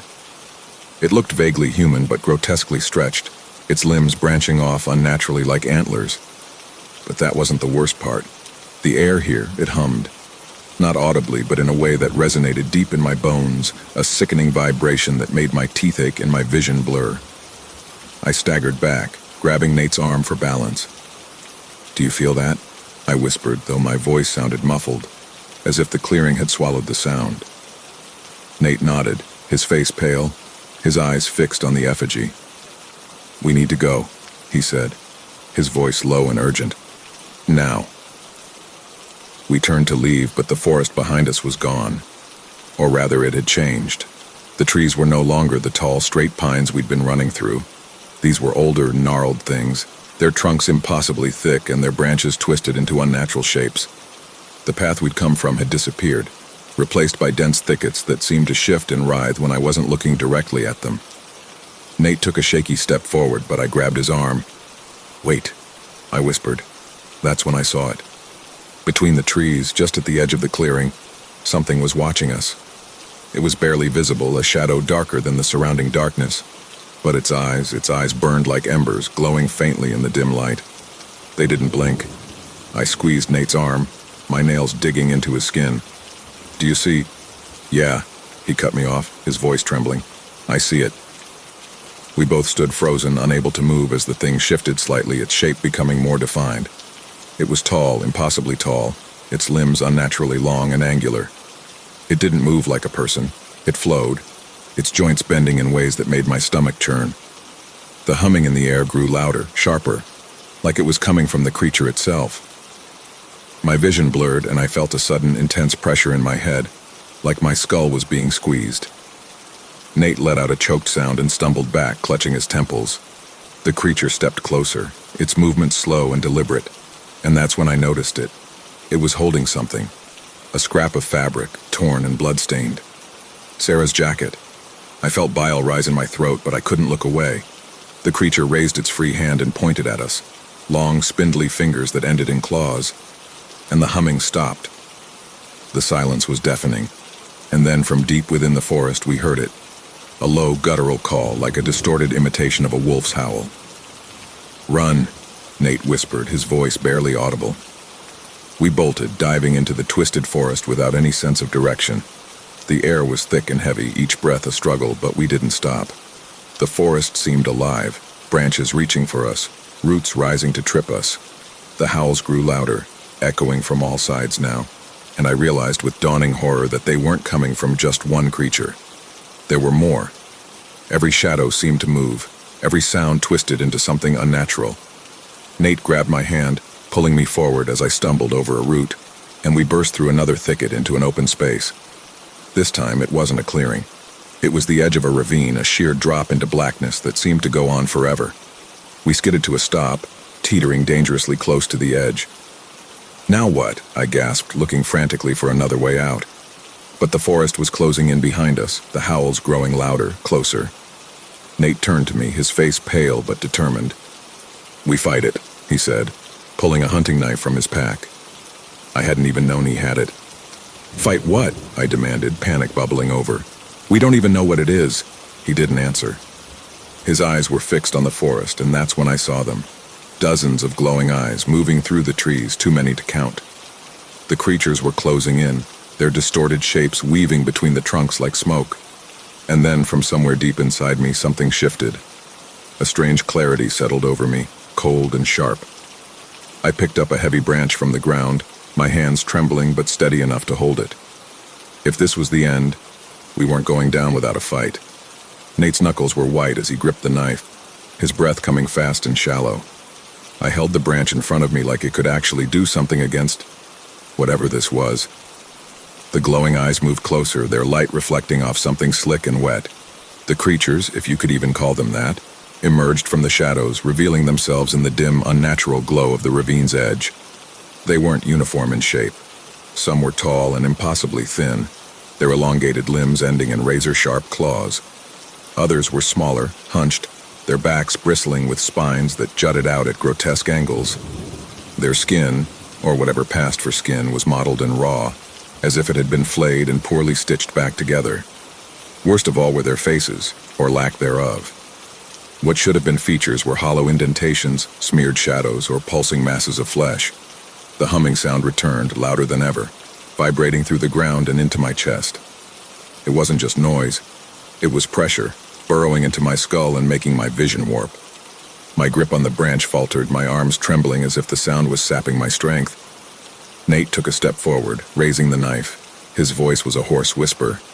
"Stay back." The nearest creature tilted its head, as if curious, then opened its mouth. There was no sound, but I could feel it. A palpable wave of dread washing over me. Its mouth was a yawning chasm of jagged teeth, shifting and rearranging themselves like something alive. Another one moved forward faster than I could follow, its spindly limbs scuttling like a spider's. It lunged at Nate, and he swung the knife wildly, catching it across the torso. A thick black ichor sprayed from the wound, hitting the ground with a hiss and filling the air with the stench of burning hair. The creature shrieked, an ear-piercing, unnatural sound that didn't stop when it should have. The others responded, their guttural cries merging into a deafening cacophony. "Run!" I shouted, grabbing Nate's arm and pulling him back from the advancing swarm. But there was nowhere to run. Behind us was the sheer drop of the ravine, and the creatures were closing in on every side. My mind raced, every instinct screaming at me to do something, but what could I do? The humming grew sharper, more invasive, until I thought my skull might crack under the pressure.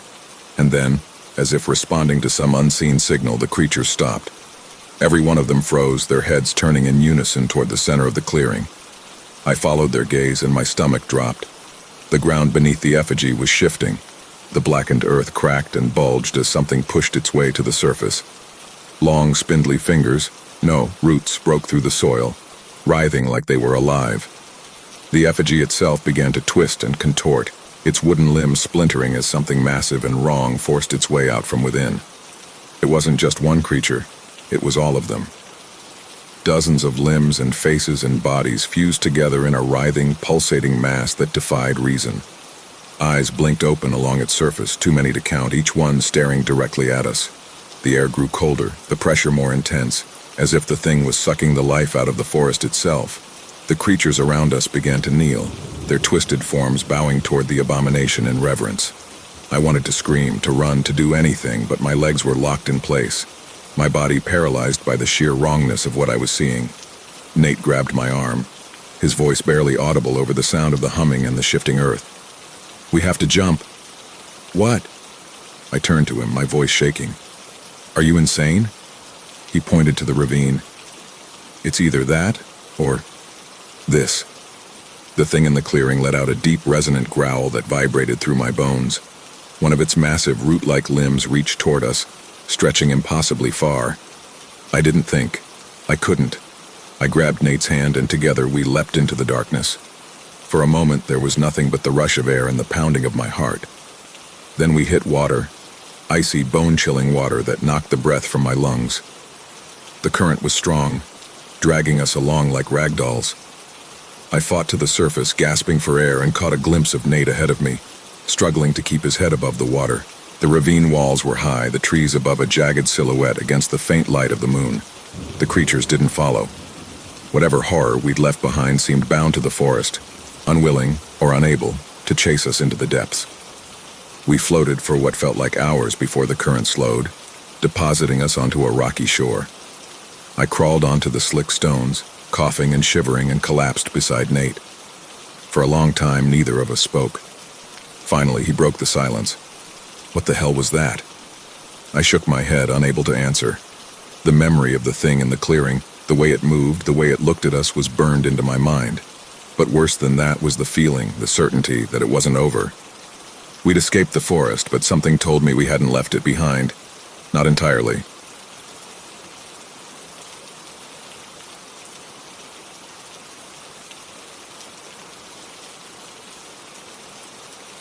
The porch was tidy, a few flower pots vacant for the winter, and a small porch swing swayed gently in the wind. I must admit I was nervous as I turned to see the gravel road winding through the hills. My house was nearly 15 acres away from my closest neighbor, whose door I was standing in front of. After all, country life was new to me. I gently knocked on the door, the sound of a television coming from the other side. I waited a moment, but no one replied. As I turned, I saw an old Silverado, its red paint dusted with a light gray layer of gravel.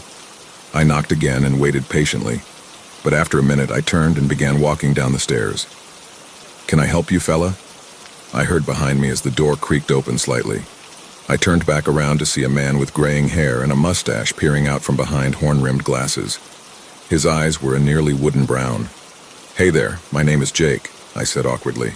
"I'm your new neighbor who moved in a couple of weeks ago, and I was just wondering if I could ask a favor." "And what might that be?" "I just ran out of sugar. I was wondering if I could borrow a cup just to use in my coffee." "Whole lot of sugar for a cup of coffee, I'd say," he replied with a slight, unapproving frown. "You'd be fixing to bounce off the damn pastures with that much sugar." I chuckled nervously. "Well, I'm not going to use the whole thing on my coffee. Just enough to get me by until I get to town to buy some." "You gonna bring me a cup and a half back?" he asked, stepping out onto the porch and locking eyes with me. Taller than me and built like a barrel, he wore thick denim jeans and an even thicker green and black flannel shirt. Confused by his response, I shrugged, searching for the right words. "A cup and a half? You know, it's charge and interest," he answered. "That's usually how stuff works when you borrow, you know." "Well, I guess borrowing was a poor choice of word," I corrected. "Could I have a cup of sugar, please?" The man grunted. He took a step forward, his gaze intense. I offered a gentle smile, hoping to disarm him. He tilted his head back and let out a hearty laugh that echoed around us. "I'm just joshing you, man," he chuckled. "Come on in and let's get you a cup of sugar. Can't have any man starting their day without coffee." "Thanks, sir," I replied. "What's your name, by the way?" "I'm Jebediah, but most people just call me Jeb," he responded, extending his hand for a firm handshake. "Pleasure to meet you, Jake." "Likewise." "All right, come on in and let's get you fixed up," he said, gesturing for me to follow him inside. As I walked through the door, I noticed the wood-paneled walls were adorned with various hunting trophies, and the wooden furniture featured taxidermied wild animals. "Don't worry, they don't bite," Jeb chuckled, noticing my stare at his collection. "I've lived here almost my entire life." "You knew who owned my house before me?" "Yes, sir, Maud Bell. She was an odd duck." "Oh, yeah?" "She wasn't very neighborly," Jeb replied as we walked into his meticulously clean kitchen with 4 plates perfectly staged on the table. "We talked a few times, but I miss the days when people were neighborly, you know?" "I wish I could say I did, but I'm from the city," I replied as he searched through a cabinet of labeled mason jars, pulling out one filled with white sugar. "Didn't even really know my neighbors." "That's a damn shame. I remember growing up, stuff like this happened all the time." "Like what?" "This right here, a neighbor coming over for a cup of sugar or asking for some eggs." "Yeah, never much of that where I grew up," I admitted. "Even growing up, I hardly knew my neighbors." "Simpler times, I guess," Jeb added as he filled a smaller mason jar with sugar for me, carefully avoiding spilling any on his counter. "So, what brought you to live down this way?" "Well, I work remotely, so I figured I'd get out of the city to somewhere more affordable and settle down."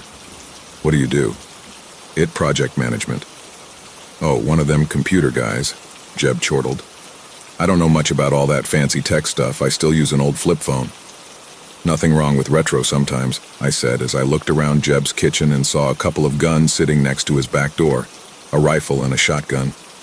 Sometimes I'd forget where I moved, and this was totally normal. "So it's just you in the house?" Jeb turned with a jar full of sugar in his hand and nodded. "Yep, the kids are all grown up now, and the wife ran off a few years back." "Oh, I'm sorry to hear." "Don't be, I'm better off without her nagging my ear off. Women, you know." Jeb chuckled again. "You live by yourself, right?" "Yeah," I said, slightly caught off guard by his assumption as he handed me the cup of sugar. It was more than a cup. "Thanks, Jeb." "No problem, that's what good neighbors do." The only sound was the clicking of my keyboard when I heard a faint knock at the front door. I continued typing, hoping to get the last email sent off, but the knocking grew louder, more insistent, and finally aggressive. "1 second, I'm coming," I shouted, hitting enter to send the email. It must have been the 30th time I'd hit send, but the knocking stopped before I reached the door. As I opened it, I saw Jeb marching angrily over to an ATV and retrieving a shotgun. He pointed it in the air, pulled the trigger, and a boom erupted across the air. "What the hell?" I screamed, startled. Jeb, who had noticed me at the door, grinned widely. He placed the gun on the ATV and shuffled over to me. "That's called a holler doorbell," he explained. "Okay, I've never heard of that," I replied. "But I would appreciate it if you didn't do that." His grin vanished, replaced by a blank expression. "How was I supposed to get your attention then?" he asked bluntly. "The knock got my attention," I said. "I was on my way to the door. I was just in my office." "I saw your car, figured you were home," he stated, standing inches from me, peering into my doorway. "Sorry, I know you're new around here. I didn't think it through." "It's okay, I guess," I said. "So what's up, Jeb?" "I was just wondering if you have a stick of butter," he asked, his gleeful grin returning. My nerves, however, were still a little rattled. "Mind if I borrow some?" "Are you going to bring a stick and quarter next time?" I awkwardly tried to joke. He looked at me in silence for almost 10 seconds, but then his head tilted back and he laughed loudly, even harder than the time he used the same joke. "Good one, sir." "All right, let's get you a stick of butter," I replied, starting to feel a little more at ease as I walked inside. Jeb followed his eyes, darting back and forth as if he was soaking in my house. "Really gave this place a facelift, didn't you?" "Yeah, I've owned it for a couple months before I moved in," I answered as we walked through the house towards the kitchen. "It just needed a little modernizing, you know? By golly, it almost feels like I walked into the future," Jeb chortled, as the two of us stepped into my kitchen. As I opened the refrigerator and pulled out a stick of butter, handing it over to him. "Nothing too fancy, I assure you," I said while handing him the stick of butter. He continued to scan everything around him silently as held onto the butter. "So, got any plans for the weekend?" "Just gonna be watching college games." "Ah, are your kids coming over?" He sneered and said, "They don't come around, Jake." "Oh, sorry, I just thought..." "Why would you bring that up?" he asked coldly, his face blank. "Do I ask you about your dumb family?" "Excuse me?" "Sorry, I shouldn't have said that," he replied, his grin returning, though it felt unnerving. "All right, well, I am sorry if it feels like I am rushing you out the door," I replied. "But I have to get back to work." "I get it, you gotta get back to that fancy moon man job," Jeb said with a hearty laugh. Thanks for the butter, neighbor. It's no problem, I said as we walked to the front door. He patted me on the back a couple of times, but something about his eyes when he did it was off, as if he was wishing he was slapping me. All right, I will see you around sometime. Yeah, see you around, I said nervously, as I watched him walk down to his ATV. He turned around one last time, giving a big wave with an even bigger smile before mounting his vehicle and revving the engine loudly. I wasn't sleeping well. The sound of ATV engines and wheels kept creeping into my dreams, waking me up. My phone displayed 3:45 a.m. I got out of bed, turning on the light before heading downstairs for a glass of water. I hoped hydrating would allow me to fall back asleep. As I returned to my bedroom, I debated for a moment whether to go back to sleep or simply start my day early. As I walked over to my window, I gazed out at the scenery. It was an adjustment from city life, but I was slowly starting to appreciate the quiet.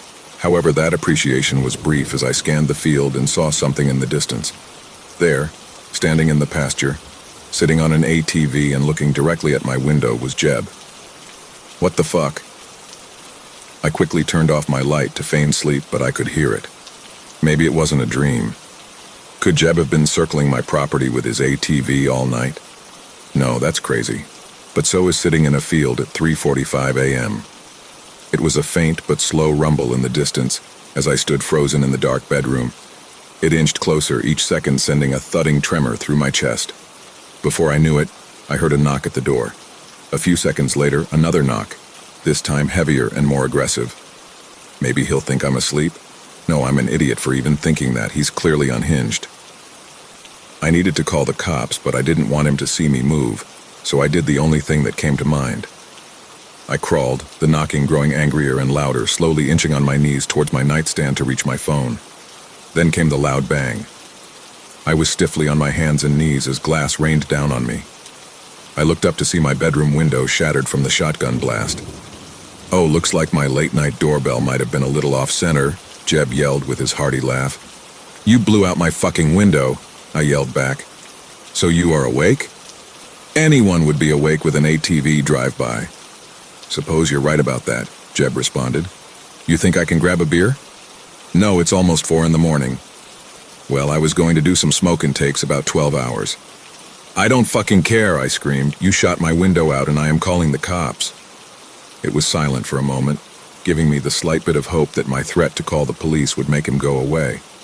But after another one of his laughs, Jeb said, That's not very neighborly of you to call the cops. You shot my window out, I yelled, crawling over to where my phone lay and beginning to dial 911. Seriously, Jeb, go home and wait for the cops there. You know how far out we are? Jeb responded with a cold tone. We are about 45 minutes away from town, and if you're lucky, just maybe they have a trooper stationed down at the exit.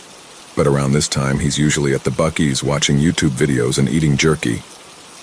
Jeb, I'm calling them now, I yelled one more time, but was greeted not by a response but another shotgun blast that shattered the remaining window frame. I just need a beer, Jake, Jeb screamed. Hell, I'll even bring you a platter of what I'm smoking. I don't have any beer. What kind of man lives in the country and doesn't have beer? Me, this guy, the one who had his window shot out and is about to call the cops. I don't believe you, he shouted. No, I am actually calling the cops, I shouted back. Not about that, Jeb hurled back. About the beer, I know you got one in the fridge. What? I want to see for myself, Jeb screamed. I want to know if you are just lying and not being a good neighbor. I am not letting you in, I countered loudly. Fear gripped me as I heard an ATV engine roar to life. Peeking out the window, I braced myself for the worst. Jeb was revving his engine. He launched himself towards my house, and a tremendous thud shook the front door. I knew I had to get out, and quickly. I ran downstairs and dialed 911. 911, what is your emergency? The operator's voice crackled. My neighbor. He's trying to break into my house with his ATV. He's been shooting at me, I screamed, the sound of the engine deafening as Jeb rammed the front door. The wood splintered, and the frame groaned under the pressure from the ATV. Sir, are you somewhere safe? The operator asked. No, he's trying to break in. Sir, try to find a safe place. I am dispatching someone now, the operator replied. I fled towards the kitchen, past the refrigerator, and towards the back door, desperate to escape my own home from Jeb. It was frigid outside. But I heard the front door finally succumb to the constant assault as I scrambled further into the biting cold. I had to escape. I started running towards the edge of my property, but then I heard Jeb shout, "You were right. You didn't have any beer." I turned to see him standing at my back door, but all I could do was run. My ribs ached with every pounding step, but the sickening roar of the ATV grew louder. Horror gripped me as I saw Jeb approaching, his face a mask of grim determination. "I'm gonna get ya," he bellowed, his voice echoing through the pastures and woods. "I called the cops," I shouted back, but my words seemed to only fuel his pursuit. He slowed momentarily, as if toying with me, before unleashing the ATV again. I could hear his manic laughter in the distance. "All right, this time I'm really gonna get you." The engine roared, propelling him forward with renewed speed. I pushed myself harder, my eyes fixed on the creek embankment, my last hope of escape. "You think you can get away?" Jeb shouted, his face inches from mine as we raced side by side. "Don't you know what it's like to be a good neighbor?" He stared at me, then swerved his head, realizing we were both heading towards the creek bed. Panic flared in his eyes. He slammed on the brakes, attempting a sharp turn, but the ATV flipped, throwing Jeb off as it barrel rolled several times into the field. I stopped running, my sides burning. An eerie silence descended, broken only by the distant wail of approaching sirens. A loud moan pierced the air. I approached Jeb, who laid on the ground, his head bleeding profusely, his legs twisted in unnatural ways. A chilling grin spread across his face. "Be a good neighbor now," he groaned, "and call an ambulance."